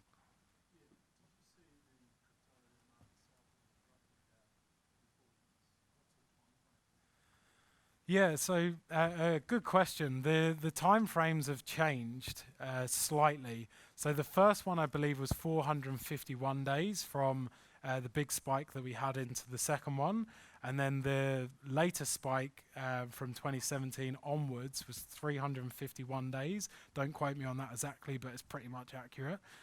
So we're starting to see the cycles potentially come together closer and act in a different way. There's a thing called the trifecta, so or not the trifecta, sorry, but the way that markets move in threes. So in the world of cryptocurrency, we've seen one spike, we've seen two spikes, and now we're going to see three spike. The same as when you go into financial markets, stocks and shares, you go through three spikes. The third one is generally or typically the biggest. In the time frame that we're seeing, it's definitely getting shorter, but there's still a gap, which does seem to be not necessarily a 4-year cycle, because I'd say this cycle, we're already in the stages of the next cycle in the way that we've increased. Like Bitcoin was over 300% up since in 2019, the first 6 months. So we're seeing a cycle. It's just what magnitude is that cycle we're still seeing play out right now. Awesome. So very quickly, I will jump on here and have a look to see who's tonight's lucky winner. All right. Who thinks they're close? Anyone? Few people? Oh, we've got one guy that's confident. He was laughing away earlier, so he's like, I've already got this in the bag, you watch. Let's see. All right, so let me pull down the comments. We have 550. Oh, Tommy Boy. Tommy Boy's got involved over the back. If that's him. All right, so 5 trillion, that's pretty close. I think, if I'm correct, 5 trillion, well, we've got 2 trillion. That actually, I believe, 1.7, no, 5 trillion is closest. Who is Keith? Hey, go on, Keithy. Nice one, congratulations. Do you have a software wallet? Awesome, so if you want to pull that out and give me the thumbs up when that's ready, and I will send you some Bitcoin, and if anyone wants to watch, they can see how that... So let me share actually one thing. The beauty of cryptocurrency is that you push. You push money to people, meaning you send it to them. Whereas if you go and tap your card, they are pulling from your bank. And that's where this is a completely different way. So if anyone ever asks, like what happened to the unfortunate person that I shared earlier, they said, let me pull money from your account. No, no one pulls money from your account. You push money to their account. So hopefully that explains that, but I like the joke. So, and I'm trying to move forward as quickly as I can because I know I've been talking a bit too much. Now, I'm sharing with you the top 7 internet companies, and I know that Apple's now a $1 trillion company. Why am I sharing 7 multi-billion dollar and $1 trillion internet companies? Because when I ask people who are or who've been involved in crypto a long time, and I say, how many cryptos do you currently have? And they're like, oh, I've got 15, I've got 20, I've got 30, I've got more. I quickly realize where they're at. Because if you have more than 10, you really need a team of people to be managing that for you, if you want to do it properly. So that means that you should be doing the right analysis. That means that you should be reviewing them and actually understanding where they're at. So I know that I can't manage more than 7 cryptocurrencies on my own. Whereas if I want to get more than 7 and I want to start expanding that, then I need other people to help me in that process, do the analysis, ensuring that I'm staying up to speed with everything that happens, because then it turns into a full-time job. And I assure you, I don't want to do this full-time because I like spending time with my family and going on holidays, and that's where I want to spend my time. That's where I've decided now to put my attention to. So I want to set myself up to win. I can't do something on a colossal scale and manage all these assets, or I can't do it properly if I'm going to try and manage more than 7. So I'd rather pick the 7 cryptos of the future and stop wasting my time with these small level assets that people are like, oh yeah, but it's only worth a couple of cents, and what if it goes up and it's got so much chance of moving? Hopefully people that have been in the industry would start to realize that things like Bitcoin have far outperformed these assets. And I did an analysis of 180 coins over 12 months. 6 of them outperformed Bitcoin. 6 out of 180. And there's me thinking, I've already gone through this. I know exactly what to do with my assets at this point in time because I understand how the market moves and contracts. Do I move out of Bitcoin into other assets at times? Of course, because I understand how to play the market. I don't just chuck it in and leave it. That's not a good, that's just hoping. But understanding that the way the market moves and how to play that and what I'm focusing on for the longer term and playing the cards that I'm dealt. This isn't like poker where you can bluff your way. If you try bluffing in crypto, it will hurt. You will get caught out because there's no one to bluff. You're just bluffing yourself. Play the cards you're dealt, not the cards that you want to see. Hopefully that makes sense to some people, but spend your time understanding what are the 7 coins of the future, and that will help you to position yourself really well to create wealth in this space. No, I'm not saying that. I'm saying look at the performance of these 7 coins, the value that 7 businesses, those 7 businesses are worth them more than the entire valuation of the .com at its highest peak before. 7 companies.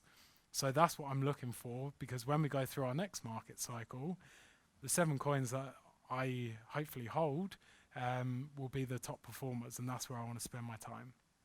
But yes, some of them are using cryptocurrencies and integrating blockchain into them. Cool. I will see you at the end because I'm conscious of time. Step 5, coin analysis. So I'll skip through some of this, but I will highlight a few things. 5,140 cryptocurrencies are currently active in the market, which to some people that are new to the space are like, what? I thought there was Bitcoin. You're telling me there's over 5,000, which can be a bit of an alarm bell. I assure you that a lot of these are shit, and a lot of them are worthless, and a lot of people are going to lose a lot of money investing in shit coins. This is the .com playing out all over again.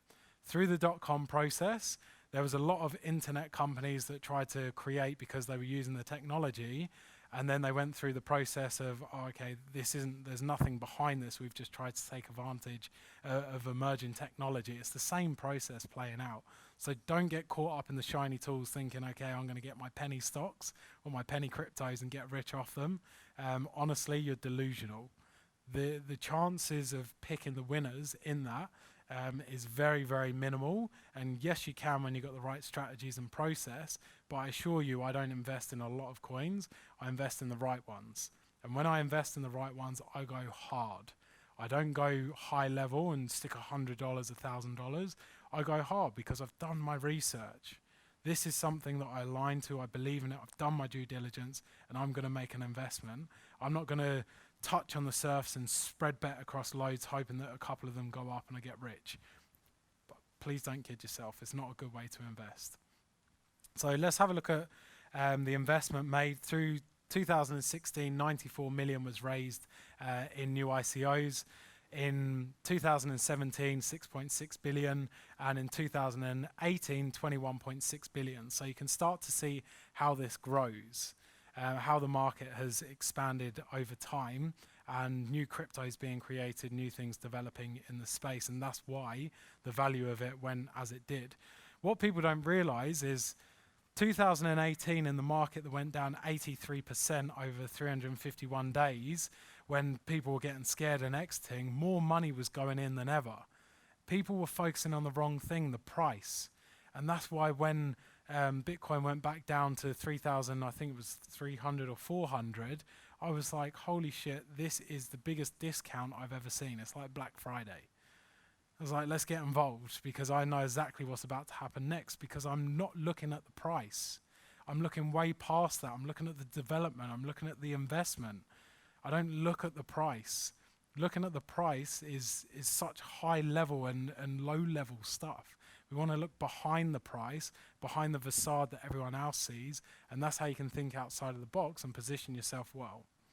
So very quickly, investment breakdown. This is an old chart and I'll show you the difference, but you can see all the different industries: infrastructure, finance, governance, through to gaming, e-commerce. There's so many different things. On the next page, there's charities, gambling.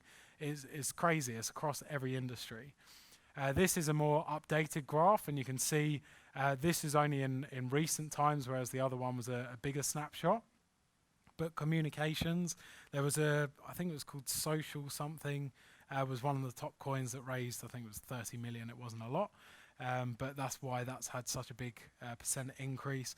There was certainly a time where trading and investments was a huge area of focus as well. So it's good to look at this and understand where is the money that's still flying into the market being allocated, because that might be where you start looking for opportunities. So 3-step rating overview. This is an overlap in the middle. So that is the sweet spot. A project that's marketed really well in singularity does not mean shit. If it's marketed really well, it doesn't mean that it's a good project. And people get caught up by, okay, this is great because it's everywhere. You can market shit and it's still shit, right? Or, on the flip side, a lot of people in this technology world have fantastic products, but they think, oh, people are going to just buy them because we don't need to market. It's such a great product and everyone's going to get involved. And that's the delusion. I see it all the time with people that create fantastic projects and they die because no one's using them or investing in them because they don't know about them. So, I'll just touch on risk. So understanding that we are moving into different markets, there's challenges with this, understand the risk side of this and how that overcoming this is certainly important. And I want to start planning out the return on investment, understanding what is the potential, because you're starting to analyze and forecast, what's the return on this investment that I see based on the data that I've collected. If it's not high, then naturally you shouldn't be investing in it if it's a high risk. If it's low risk, it's naturally going to be a lower return on investment. So understand that. What I will do, because of time, I will skip those slides and I'll jump straight to this. So something I share is a 10-step blueprint with my clients. I won't go into detail on this because people do invest into my service, so I hold some of that for the benefit of those guys. But what I will do is share some things high level.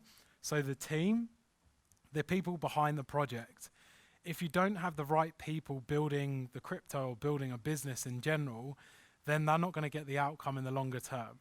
So understand that this is one of the biggest reasons that a lot of the newer cryptos are failing, because the team doesn't have the capability, they don't have the industry knowledge or the cryptocurrency knowledge of what they're trying to move into. And also I want to see past results of success. If they've run other businesses in the past, have they been successful? Community, this is a very good way to see if something's a scam or not. So if there is no community, or you can see confliction in the community, then you want to understand and do the research around this. It's a very easy way to avoid anything like a scam. And user case, if it's something that's, there's DAV token for driverless cars, which might be applicable in 2025, maybe 2030, but right now there's not that many driverless cars on the road. So is it a good investment right now? Probably not. It might be a good allocation of a very small amount because it could be good for the future, but I don't want to make money in the future. I want to make money today so I can go on more holidays and spend more time with the people that matter most. Makes sense, right? Cool. Here's some quick returns. So when you understand what you're doing, can you make colossal returns? I've already showed you 8.99 million % return in Bitcoin, but here's some other cryptocurrencies, 1.265 million %, 424,000%.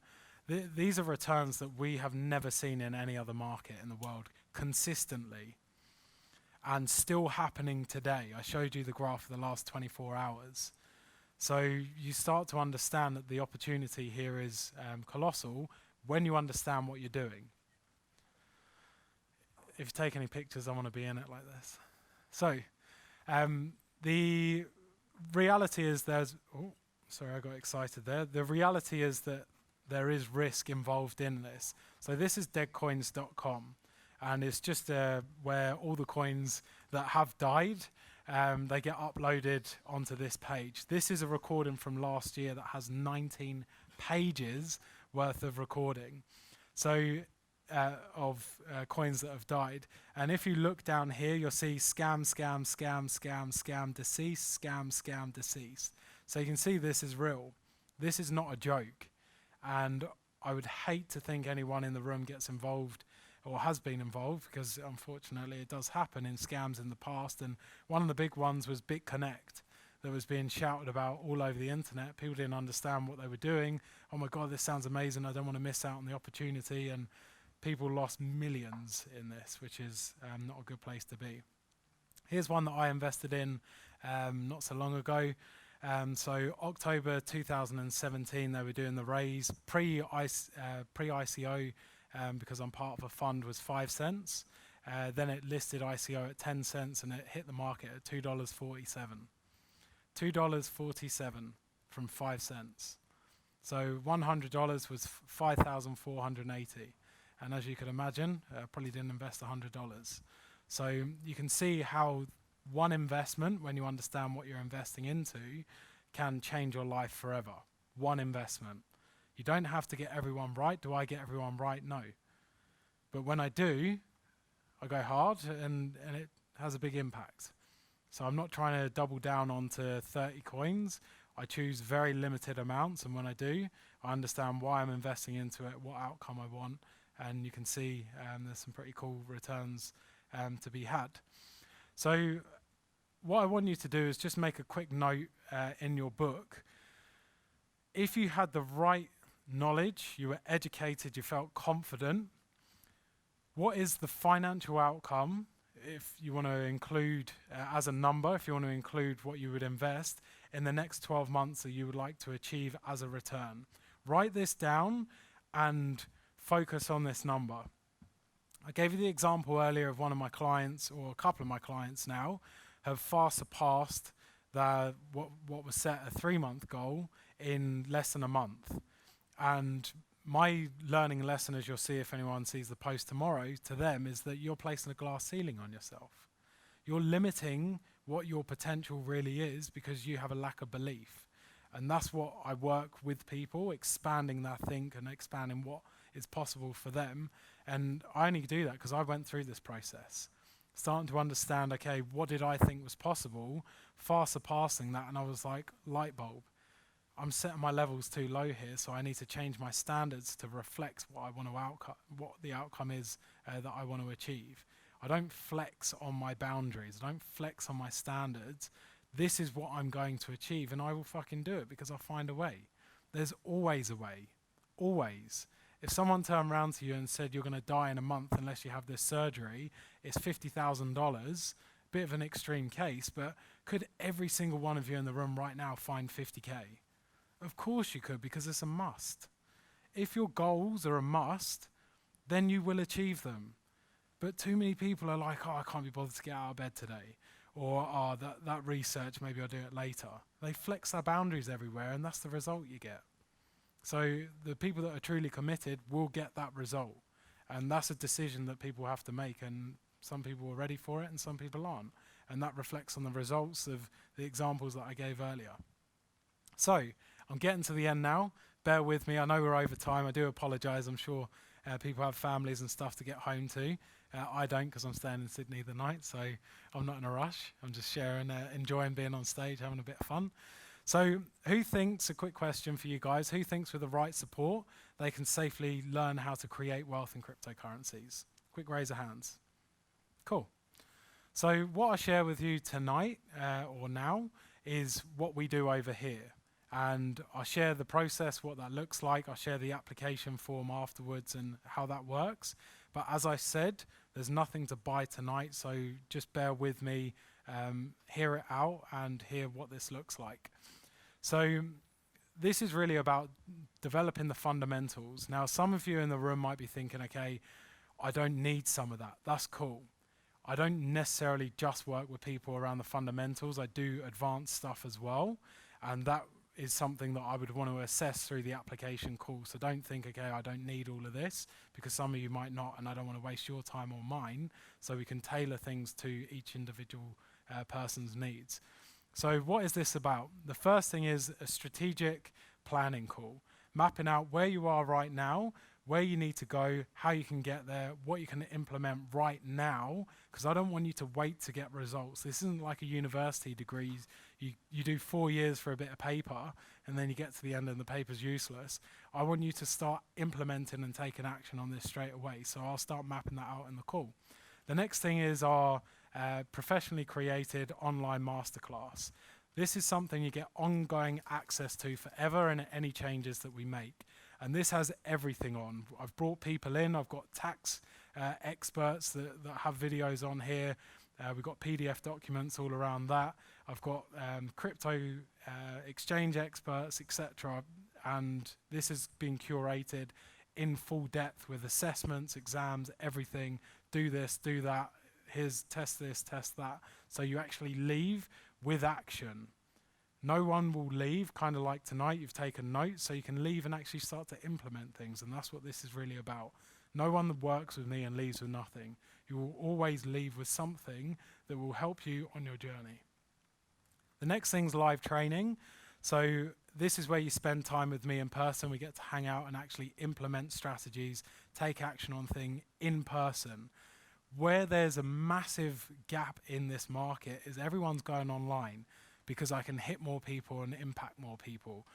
What you don't realize is if you just do online, you're missing what people must have to start. They need that personalized, in-person support to take them through the process, because it's so easy to be like, oh, I can't be bothered to watch the video, or you might not get everything out the video. When you have that full in-person experience, it's a completely different level of distinction that you will get and action that you will take and leave with. It's so different, and I've experienced that through the years. I've spent tens and tens of thousands of dollars on mentors myself over the time. So we hang out, I send you some free crypto, we have a lot of fun, we do lunches and all kinds of fun stuff, and that's always in a personalized group. I don't run more than 8 people in a group at one time, because you must leave. Well, you only leave when I'm happy, and my standards are very high, I assure you. So whatever that means, I know that if I've got 15, 30 people in a class, then you don't get results. And that's, again, another thing that I see. Let's get loads of people in the room. It doesn't work. You don't get results that way. And I know that. I've done this for long enough to understand what's important for people. Sorry, I missed that one. Personalized support group. So leading up to the time that we spend together in person, you get access to a group. We share content in there. You can ask any questions that you might have, any takeaways, etc. From that. As a bonus for anyone that applies, not pays, applies tonight, I will, if you come on board and work with us in the end, I will personally purchase and provide a hardware wallet for you. If you've already got one, great. You should probably have 2. Because if you're going to start creating millions in this space, you don't want to be storing that all on one asset or on one device. So I'll purchase that. If you're new, you don't have one, I'll set that up with you in person. I'll show you how that works. We can do transactions so you feel comfortable how you're actually managing that. If you've got your money on a crypto, we'll rip it off and put it on the hardware wallet too. And as a bonus for anyone that applies tonight, I'll give you an investment blueprint. And this is what I've used, my clients use, I use it every single time. And it's a list of questions in categories to ensure that you're asking the right questions when you're deciding whether you want to invest into a project or not. So a very quick overview, because I know that's a lot to take on. Strategic planning call, crypto online masterclass that you get access to forever and any changes that we make. And that's in depth, that's not light. In-person 2-day VIP immersion process, the personalized support group, the bonus hardware ledger for anyone that applies tonight, and the bonus wealth creation blueprint that you get access to. So as I've said, this is an application process only. I want to know that we're right to work together, because we work close, and if for some reason I don't foresee that it's an alignment, I'll let you know, and vice versa. This is a relationship. This isn't, I'm not transactional. I'm not trying to get you in and out the door. I want actually real impact, real change, and I know that comes from having a strong bond with the people that I work with, and we do some crazy shit. When you spend time with me together in person, it's a very different process. It's a lot more engagement, and we do some things that you probably would have never done before, and you'll think, holy shit, why haven't I been doing this for a long time? And some people might be thinking, oh God, I don't want to get into this. It sounds crazy. Don't worry, I won't get you to do anything too extreme yet, but maybe in the future. So very quickly, just tying to the end. As I've said, I've invested tens and tens of thousands of dollars. That's why I spent 10 days in the US recently, spending money and time with my mentors who are billionaires. I don't hang around with or spend my money with small players anymore. I want to hang around with the biggest players in the world who are mentors who have got experience in this, so I can start extracting this data and this value and information to share with other people in the market. So realizing that this is a shortcut to success, but also it's going to save me a colossal amount of money and time that I'll never get back, wasted doing the wrong thing in the process. So who should apply? If you're looking to hang out in cool locations and do what you want when you want, like play golf during the week when no one else is on the course, rather than queuing up for 5-hour rounds at the weekend for any golfers, or if you like doing stupid things, I like extreme sports, as you might see, hanging around in places like Canada, and I actually crashed my bike that day, which is quite embarrassing, and it caught fire, but it's okay. That can be replaced. Luckily, I wasn't hurt. But more importantly than anything, it's about who you can spend your time with. My granddad passed away last year, and I don't feel upset in any way around that, because I spent so much time with him that I'm happy about that. Whereas I know that if I was doing what I was doing before, which was working 7 to 7, 5 days a week, sometimes 6 if things were going well, which I'm sure people can relate, I wouldn't have had the opportunity to go and see him and hang out for 6 weeks at a time when I want. I would have been constricted to 4 weeks and been thinking, shit, I'm going to spend all my holiday going back to London when I want to travel and see different parts of the world. So it's a choice and a decision that everyone can make. So very quickly, people want to see results, and I'll skip through this quickly, and it's only a graph. I'll show you actual videos.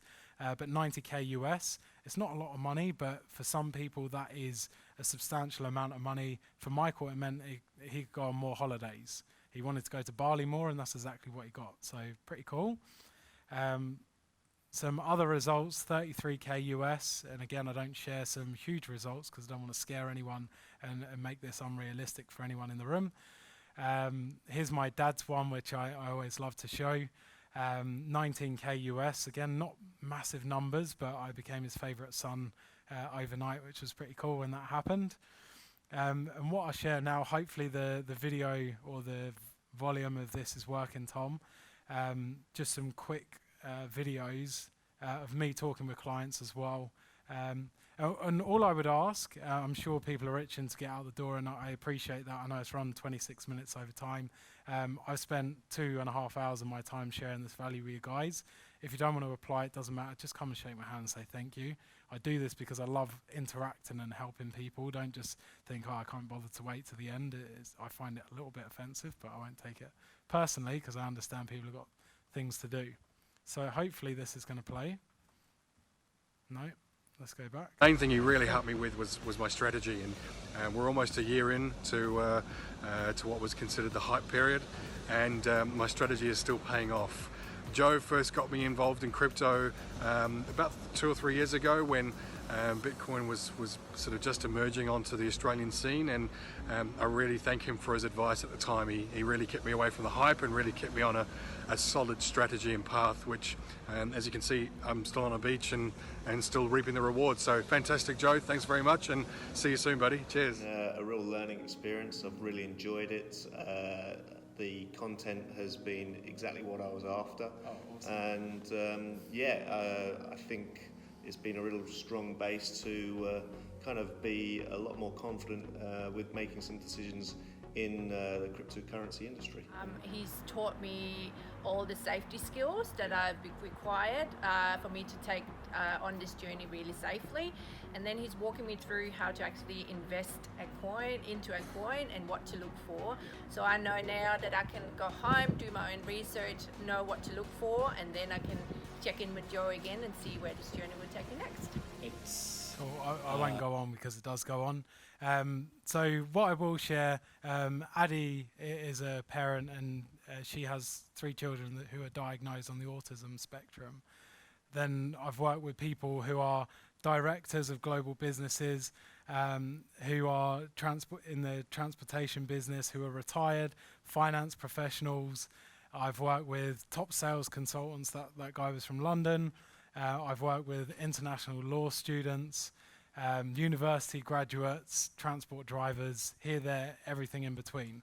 So why I show this is because I know that people are thinking, I don't have investment experience, I haven't done this, I haven't done that, I don't know what I'm doing, that's okay.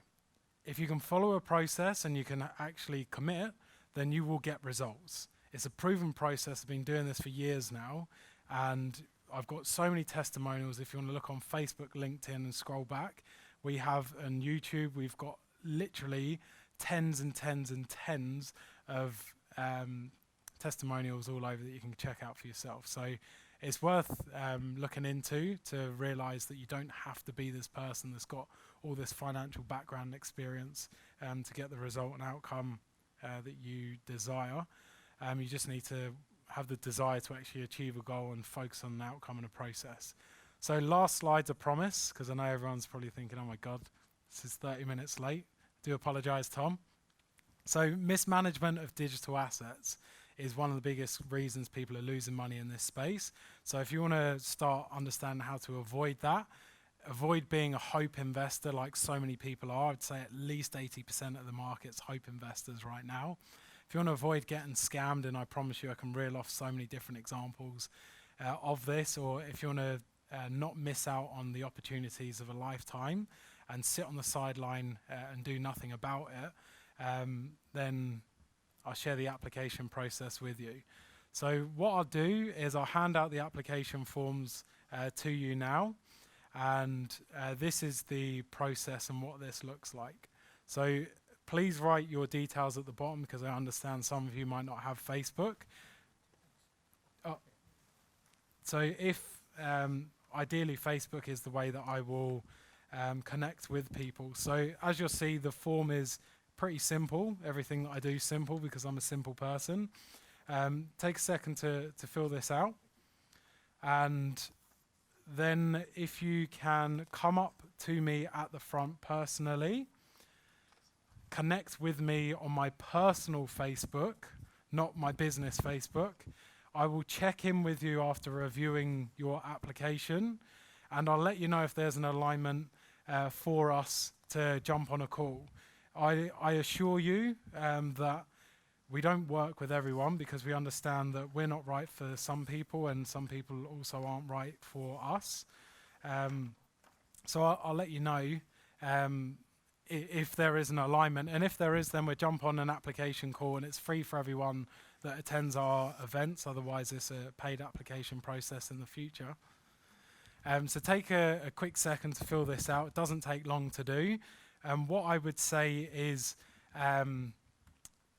go into detail when I ask the question around your challenges, because the more information you share with me, the more it will help in the process of seeing if there is that alignment together. So if the main man could put some music on in the background, that would be fantastic while we fill this out. If you've got any questions, then feel free to come up and see me at the front. Otherwise, please come up and connect with me personally on Facebook, and I'll pull up my Facebook page on the screen so you can connect with me before you come and see me. And if you don't have Facebook, write your email address down, or how we can connect. Otherwise, what I will say, I've done myself out of something here, because I feel like I always enjoy this. Thanks for listening, and thanks for coming, guys. Appreciate it. What I would say is I'm fully aware that this went over by half an hour, and I do apologize, because when I get on the stage, as you can see, this is what my purpose is. This is why I'm here. This is why I believe that I'm here, to help people like yourselves achieve the levels of success that I have and my clients are.